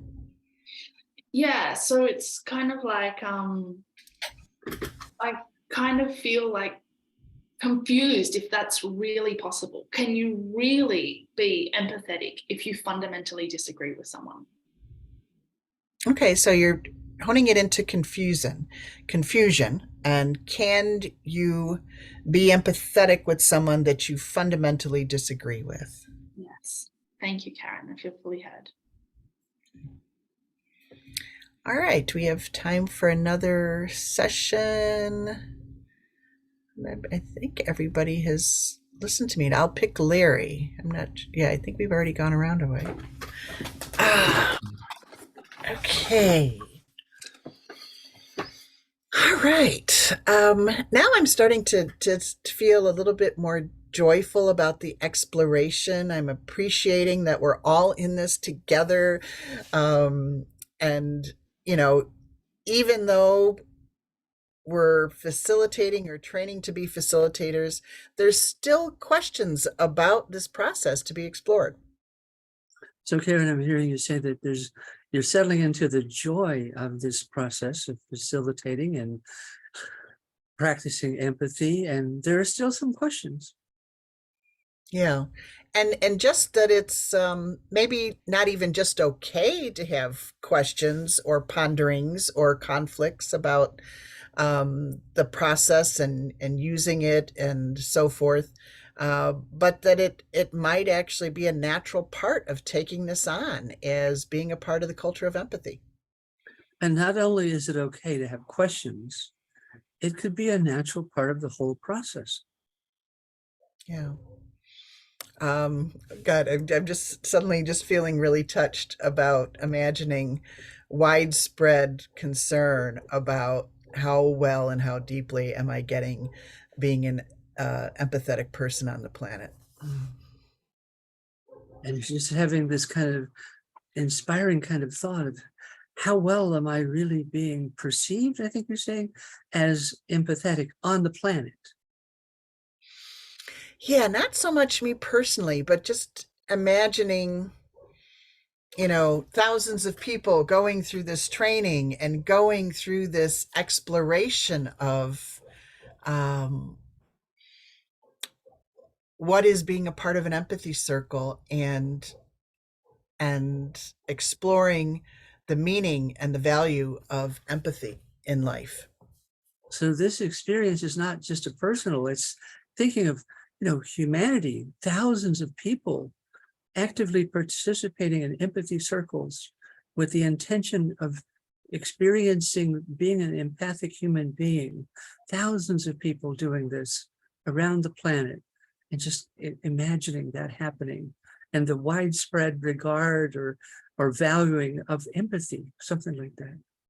Yes, and the searching and the questions that arise in the process, and maybe they all have to do with empathy and how we relate to people that are like or the same, but just that I just imagine everybody coming up with different questions about how they're living their life. And in these empathy circles, everyone exploring all these questions and letting all the questions come up in the empathic space. Yes, I feel fully. Something like that. Thank you. Yes. Thank you, Karen. Have we come to the end of our time? We've got about 6 minutes in this block. So maybe it's a good time to break and do the feedback. Yeah, sure. Okay. Well, we will close our empathy circle there and do feedback. And I suspect as the facilitator, maybe I should go first. Yes. Okay. I think that was a good process for me. I valued the challenge. I thought it was really hard for Cara. I felt like you had to like adopt an alter ego personality. And I was like, is Cara acting or is she trying to be authentic here? But I valued the challenges, and it's kind of hard because I know that you're an empathetic, kind person who knows the process. So it's almost like easy to not judge you, because when you do it, I'm like, you're doing it for my learning. And I wonder if I might struggle with someone who has no concept or buy-in to the empathy circle process.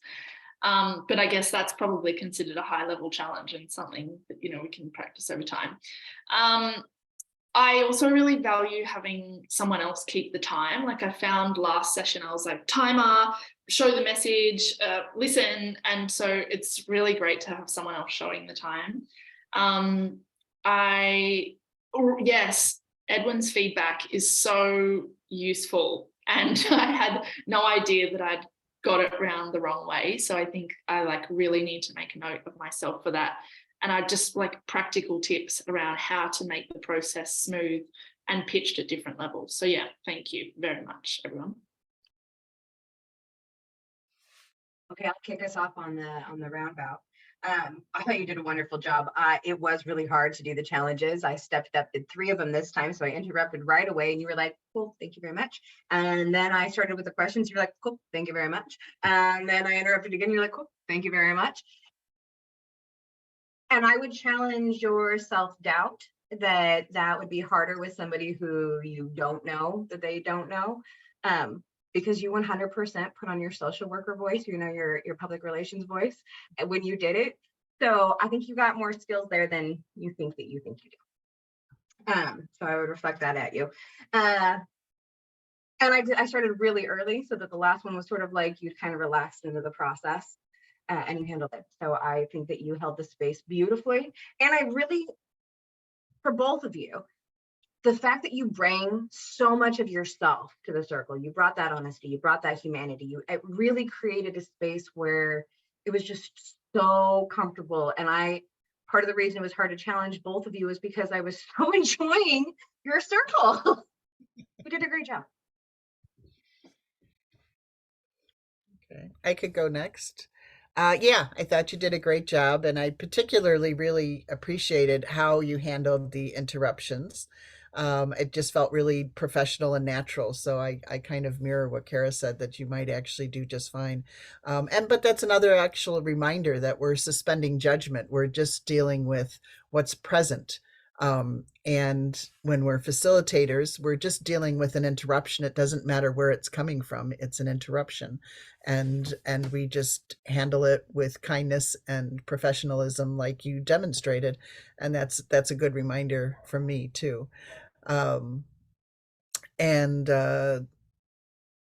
so I enjoyed the additional conversations and great job. Yeah. And I realized I put down, I didn't describe the facilitator role when it was my turn, but that was really good. So I made a note that I do that in the future. Thank you. I'd like to say, Alex, awesome. Really awesome. The way you handled the challenges was phenomenal. The way you did the presentation was phenomenal. And I just want to kind of clarify that the PDF that we look at for how to do this, statement number 1, you're the speaker, pick your listener. So we get into that habit. And yet in the training part, we do have this, it's kind of like, hey, let's demonstrate listening first. What if the facilitator will be willing to model being the listener, the first listener? So yeah, there's that flip-flop between the PDF and the real world kind of thing. And then Edwin's challenge to you was, I thought, an awesome challenge. And it was just amazing to watch you dancing with the challenge, and not pulling out a sword, but dancing with the challenge and not getting into an amygdala hijack, but dancing with the challenge, demonstrating empathy. Thank Oh, that's very kind. Thank you, Larry. Okay, I'll give some feedback. I felt you made the presentation your own. It didn't feel like canned or anything, so it just seemed like you just really felt grounded.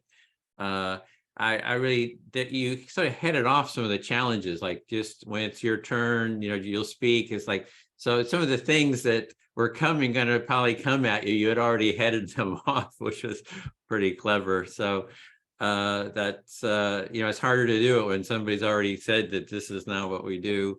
Yeah, that was it. Otherwise, everything flowed really well, and just you kind of made it your own. And I kind of added the other thing about being the first listener there. So yeah, that's it. Do you think, I headed off the challenges only because I feel that would probably be my style, because then if there are challenges, it's kind of, let's come back to the norms that we've already set up right from the very beginning. But I also don't want to deviate too much from the way that the introduction should be done. So I thought it worked. The one thing is you don't want to go too long into the intro, so it's a big long intro. For example, instead of giving the feedback at the end, about being the first listener, I actually brought that into the circle itself. So that's another thing I try to do, is try to use the circle as much as possible for even sort of educational or informative things, so that we do the process as much as possible. Some facilitators, they just give a long introduction. They make it's really about them sort of giving advice and so forth, or instructions. But which, it's good people to know that, but to be able to use the process as much as possible for those kind of things is helpful for staying in the process. Since we have a little bit of time, maybe we can open it to any sort of general discussions. But I will add to empathy is not agreeing. So the thing is when you reflect back someone, it's like you're not agreeing with them. You're just letting them know that you heard and understood them. And then when it's your turn to speak, you can say, I totally disagree with you. You're totally wrong. I think what you're doing is really crazy. You're totally free to say what you want. And the point is that they will then have to listen to you instead of, respond. So it's a way for the issues to get surfaced, everyone to feel that they're heard, and then to negotiate those. And you'll find you just keep discussing, and you finally start finding some common ground and some mutual points that you actually, deeper values that you actually agree with. So yeah, I know it's a me issue because there's something in the saying back of people's opinions that I disagree with that feels personally challenging, but I know that that's a me thing. Yeah, it's just practice. Once I find I just practice it. I mean, I get, somebody says something, I just feel like, I get tense about it, right? It's like, I don't want to let that in, but you let it in, and then if it's mutual, if it's just one way, that's like the real drag, right? It's like, I'm just doing all the listening. But if you can bring it into a mutual, then you know that it's going to be a real relationship and a dialogue. So yeah. And for feedback. Oh, go ahead, Karen. Yeah, I'm glad you brought that up, because that's when I was listening to Alex during that segment, I thought she's saying she was having trouble with giving empathy, and I'm still kind of, you know, looking at this process versus other processes. And what I heard early on was that the purpose of this circle is not necessarily empathy, although that's something that arises from it, but it's for the speaker to feel heard, which is another probably definition of empathy. But and then we've had different conversations about how much of it is active listening versus you know, giving you know, empathetic reflection back. So I thought, you know, just going back to active listening and reflecting back what you heard say without any other kind of extrapolation might be the way to get through something like that. Yeah. Yeah, I just wanted to give feedback for Alex and for all of us that this conditioned, I would say, I would use the word indoctrinated way of thinking that we're to be judgmental is almost expected of us in the world, in society.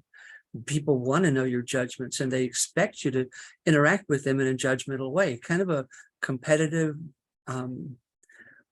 really not very conducive to peace way of being. And I think we've seen what's unfolded in our world from that way of thinking for thousands of years. And I don't think humans have really practiced widespread, like Karen was saying, imagining thousands of people practicing empathy circles, experiencing, you know, a real movement of people living that way. I don't think it's ever really been done.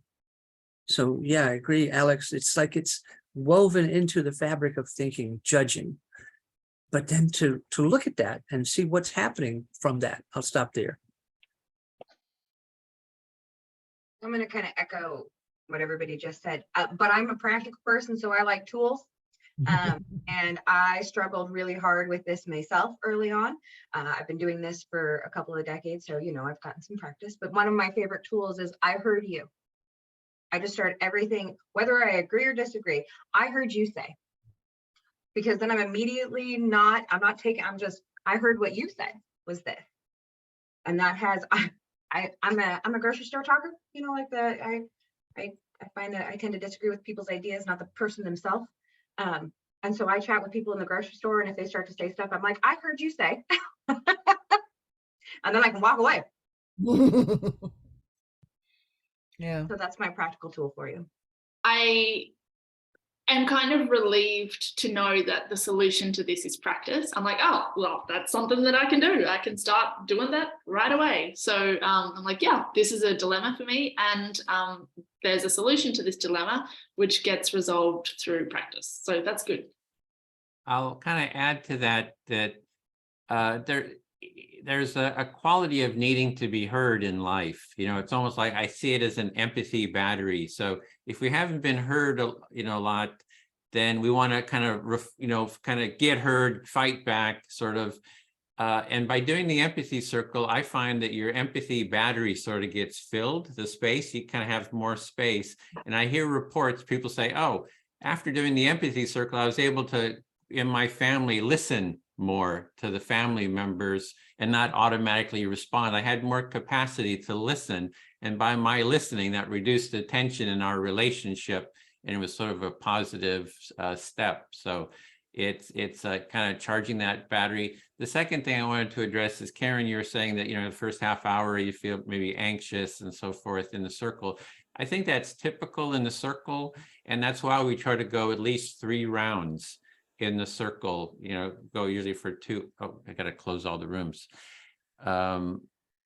We try to go for 2 hours so that there's 3 rounds, because it's usually by the 3rd round, people start really settling into it. And you can really feel that shift of lower anxiety and higher, you know, oxytocin and connection. So it's pretty typical. Yeah. And that's why we try to do those 3 rounds too.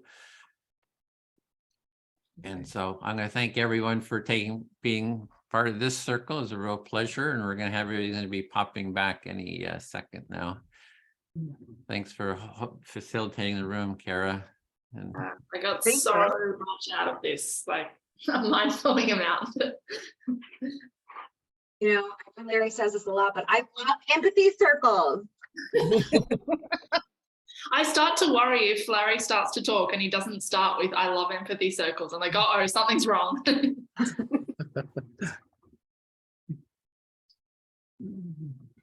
Okay, we're back. People are coming back. They'll be all back Yes. in a few seconds.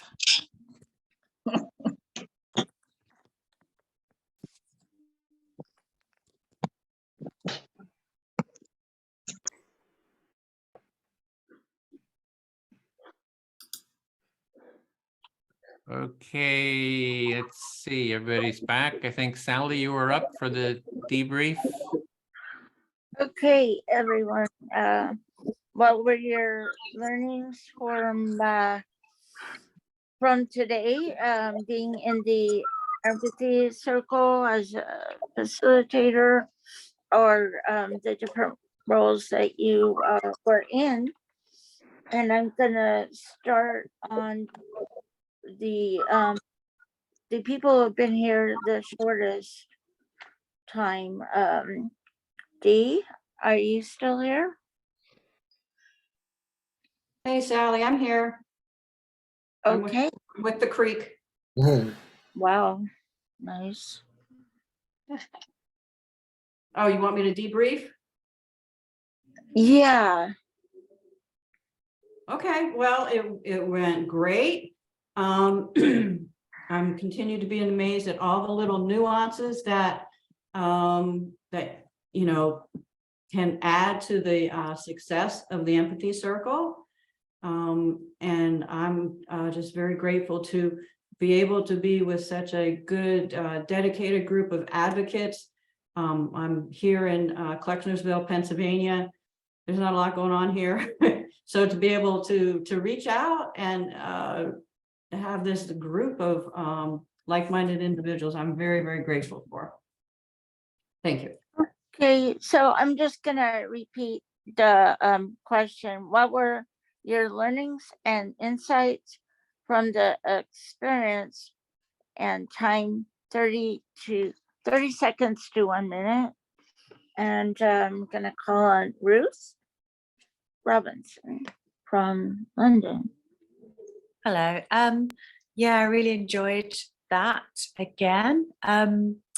It just went really quickly, the whole 75. Yeah, just so amazing how engaging empathy circles are. I wrote down my takeaways, but I'll try and say it within 30 seconds or something. Oh, I've lost them. Sorry. It was actually, I can remember it. It's one of them was how important it is at the beginning to explain the role of the reflective listener. Yeah, because if you get that right, then it's less likely to go wrong later.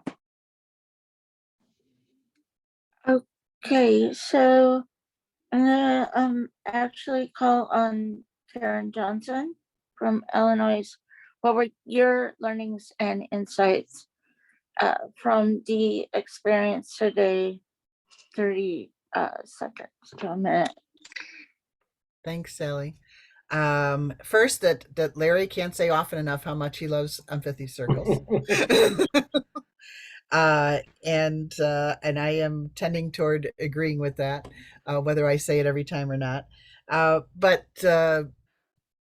yeah, the introduction, still working on that, and so I'm appreciating seeing different people's versions of their introduction of the empathy circles and getting that down, and just embracing the learning process and hearing what other people are examining, and that we go on even though we're still examining aspects of being in the circle. So I'm just appreciating being in the process.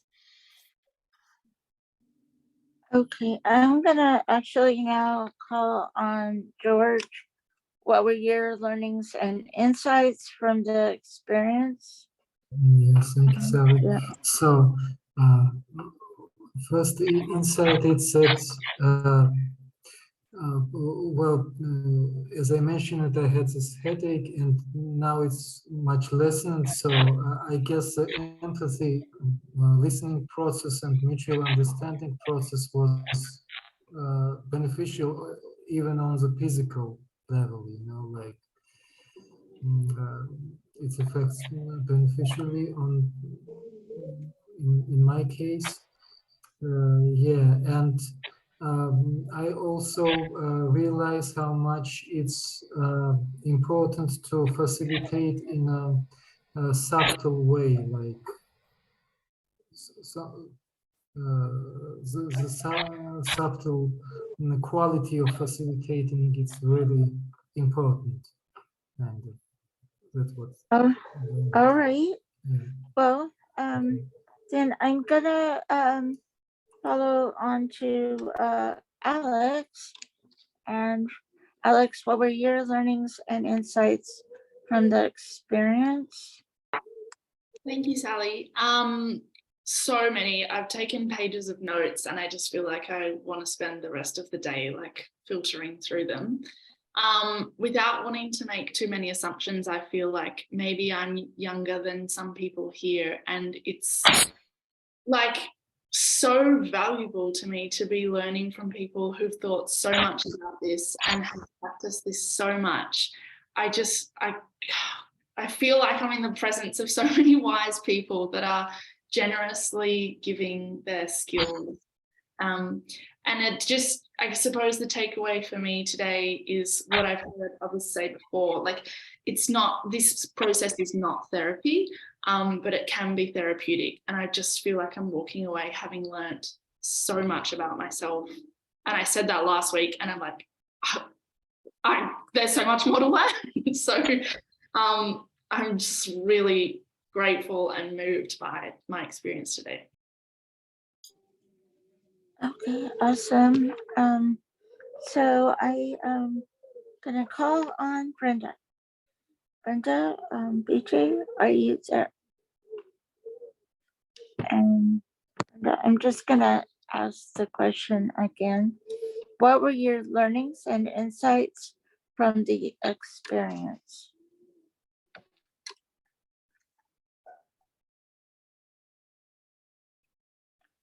That was BJ. Yeah, there you go. Sorry about that. I'm on my cell. I apologize. Y'all hear technology and seniors. No, but I just like to say I have never been able to come to an empathy listening circle without learning something new or finding out about a book. So thank you. Thank you, what's her name? I'm sorry, I apologize. Was it wasn't DJ? Was it DJ that was in our circle? It was Ruth. Ruth who had the book. Yeah. Yeah, thank you, Ruth, for that information about climate change and Joanne Macy's book regarding emotions. So I'm really going to look into that. So my point is I always learn something new and gain some insight into the process. But I love empathy listening circles and I am just here to keep it going. And again, I love it. I think it should be global. And I'm grateful for this opportunity to see you all. Thank you. So I'm gonna move on to Wendy. And Wendy, I'm not sure if you need to hear this, but what were your learnings and insights from the experience? Thank you. I think clarity of roles was a learning, you know, when there are 3 trainees in a group and as a trainee being a participant and a trainee as a trainer and a trainee as a trainee, you know, just getting clarity on that in the group and seeing the fluidity of that and the learning from it. And yeah, just great to be with people who are willing to offer each other challenges in a kind way and seeing how different people respond to those challenges. Lots and lots of learnings, and I'm grateful to the people in the group. Thank you. Okay, I am going to go from Wendy to Kathy. do you want to share what your learnings were on this and insights from the experience? Yes. Thank you, Sally. So I was confused last time about what I was doing. I didn't know I was going to be doing the intro, practicing that. Then I was confused this time about exactly what the trainer does. So great mistakes to make, because now I'm going to learn a lot. And the circle was very, is very one of ease. And I love that we modeled for D, making mistakes and being transparent about it and curious about it. And Dee did a great job, and she was the one that was the newer person in the circle, and so it was great to be able to contribute to her and watch her flourish. So, thank you. Yeah, thank you. Okay, so Jenna, you're next on the list. What are the learnings and experiences from this today? We had a wonderful empathy circle today, and it's fun giving the challenges, and it was lovely to see how Wendy and Dee dealt with them, and Kathy was very kind, and we had a lovely group. It was also very heartwarming to see how empathy circles are being brought into people's daily lives and how it is helping us transform our relationships. Thank you. Oh, thank you, Jenna. Cara, so what are the learnings and experiences that you've had from today? This was a great day. I always come out of these saying this was a great day. I learned about giving challenges, and that's really flipping hard. And I am so much more appreciative of everybody who had to give me challenges, and I was going through that. Wow. Also so impressed with how everybody handled them. And we really dive deep, and I got to kind of reflect back to when I started down the empathy space, and which just like allows you a moment to be like, look at how much you've gone and how much more there is to go. Life. That's what I got. Okay. DJ, can I ask you, what are the learnings and experiences from today? Well, we had a really great circle. Bill's leadership was spot on. He did this amazing distraction where he was like flipping his background like for like, I don't know how long, Ruth, but it was a while. And it was like, you almost got like entertained by it. It was really interesting. And I thought, what a great distraction, because it actually has some beauty to it and, all of this. So I loved that. And I loved how we kind of just loved each other in our own unique way. And that's the beauty to me of it all.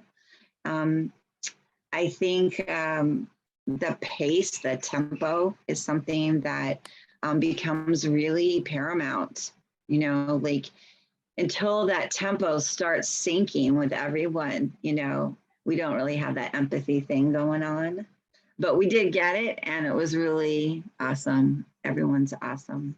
Thank you. Okay, thank you. Wow. So Jonathan, what are the learnings and experiences from today's training? Well, two things for me. One, I have a much deeper appreciation of why Edwin has four or five subsequent training sessions or cohort sessions in order to become a trainer.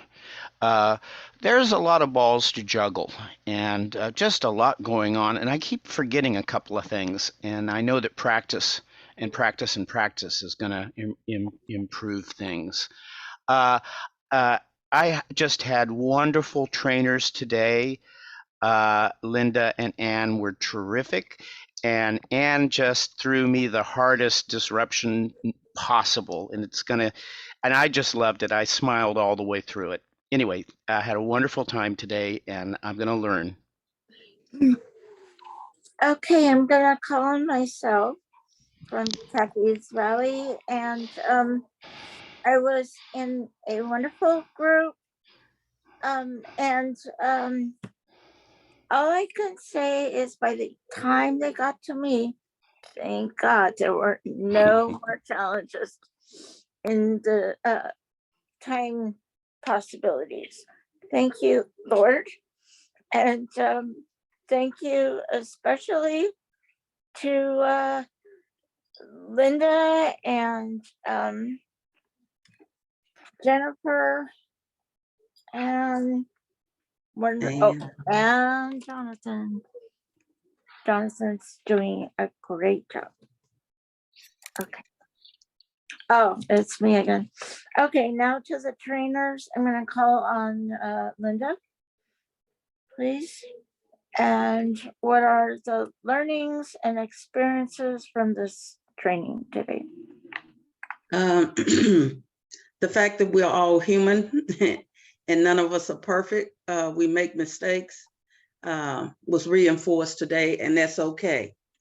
When you're in a circle, an empathy circle, that's okay. It was a fun group. It was relaxing, and I'm just glad I'm here. So it's a fun group. Thank you. Okay, and Larry, how is your group? What are the learnings and experiences from today? Awesome. Kara, Alex, Karen, Edwin, awesome. Amazing circle. Karen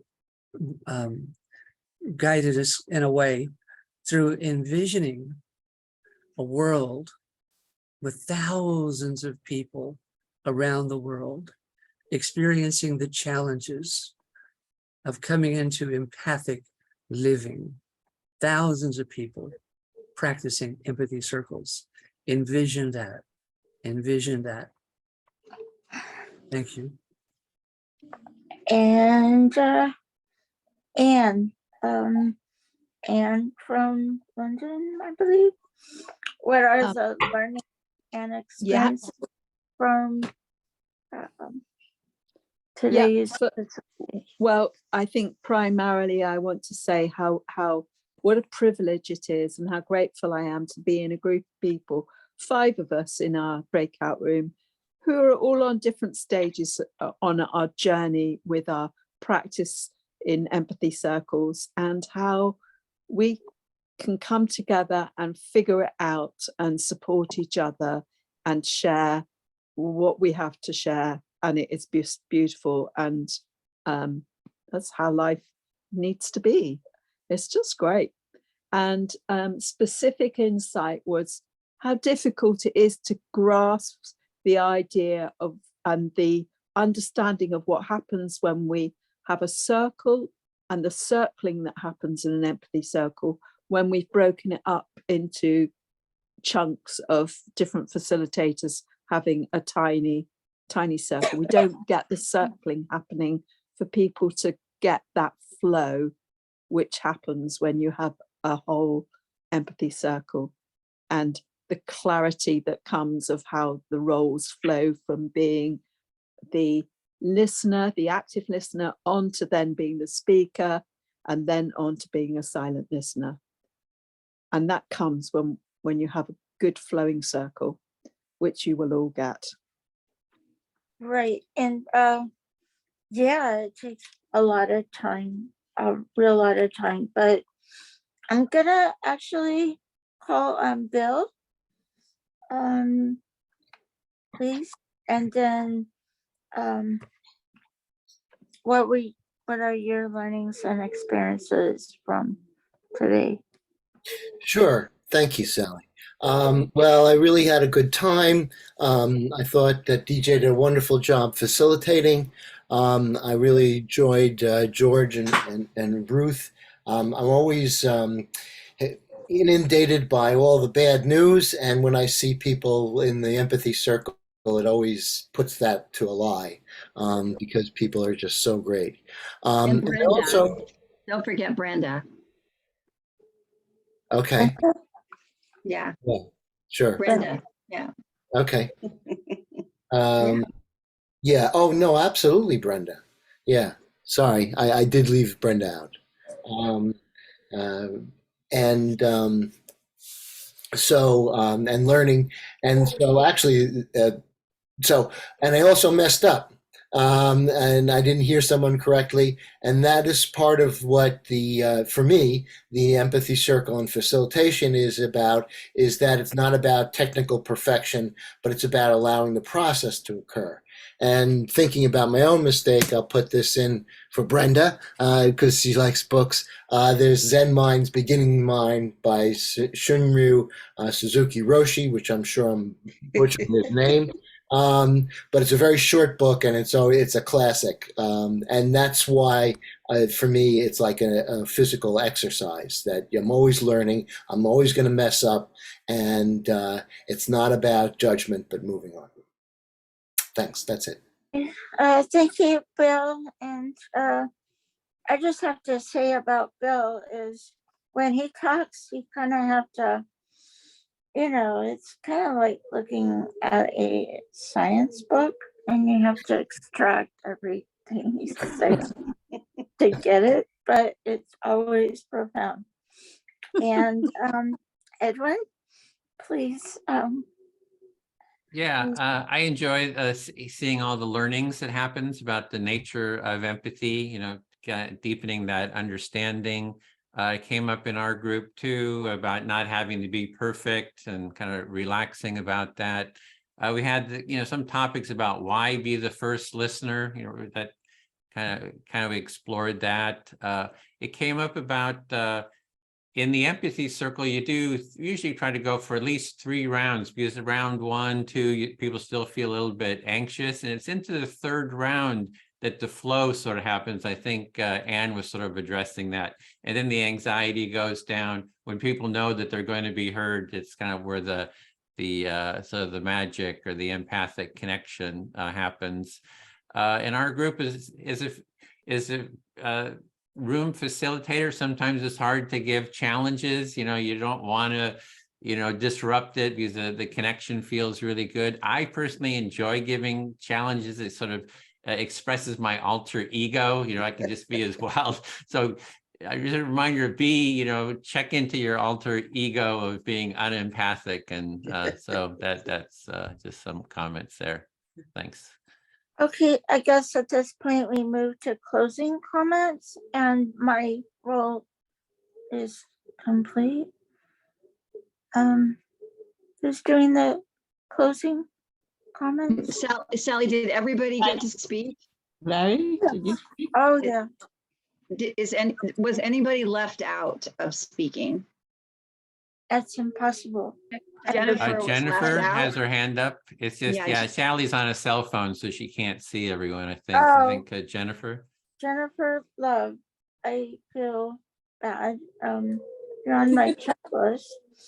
But I did get to Brenda. So yes. Can you please my apologies. No. So I don't know if anybody shares this at the end of these, but I just love empathy circles.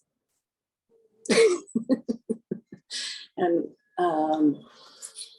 no, we had a great circle. And I think the biggest takeaway for me was something that Linda said was, and I've heard it before, you may actually be heard for the first time in this group. Like it's, to set that as an expectation for the listeners.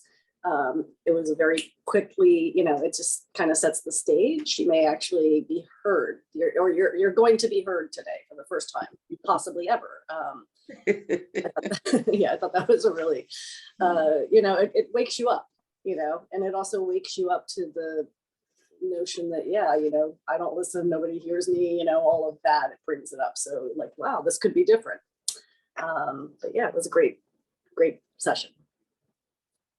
Okay, and I just want to thank you, Jana Jennifer. hasn't spoken yet. What? Jana? Jana. Jana? Yeah, I spoke. I'm doing the closing. So are we done? Oh, I thought, well, it's kind of like me with the timing.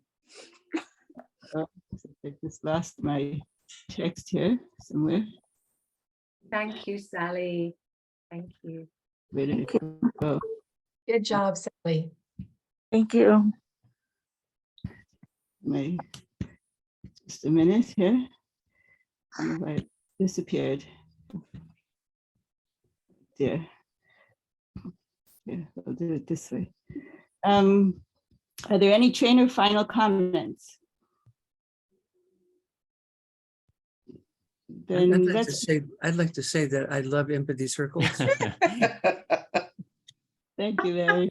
Thank you. I appreciate all the repetition. I think it's really beneficial. And honestly, let's review what we did in this session. To summarize, we practiced introducing the empathy circle process with instructions on how to participate in an empathy circle. Everyone who wanted to practiced facilitating an empathy circle, including the opportunity to ask for challenges. And we debriefed the experience at the end of the empathy circle and what is coming up next week. In session 4, we will practice facilitating an empathy circle, this time without having to do the how-to.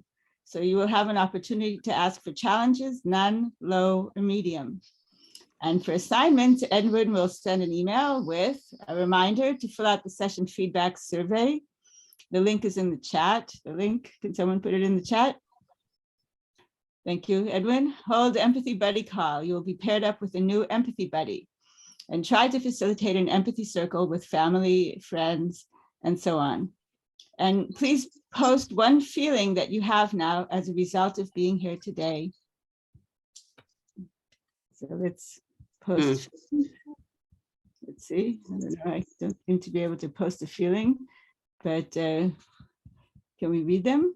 Can someone read their feelings? Because my screen has disappeared. Grateful, love, humble, good, relief, content, enjoying, joy, peaceful, satisfied, joyful. George, I don't know what that says. I'm so sorry. Gratitude, content, and happy. George, say yours out loud for me. It's George. Love. It was, yeah, it wasn't Russian. Yeah, it was love. Yeah. Love, yeah. So I also love empathy circles. Thank you so much. So yeah, so let's have the jazz hand goodbye and let's see everybody next week. And Bye-bye. Bye, everybody. See you next week. Thank you. Bye. Bye, everyone. Bye, everyone. Thank you, everyone.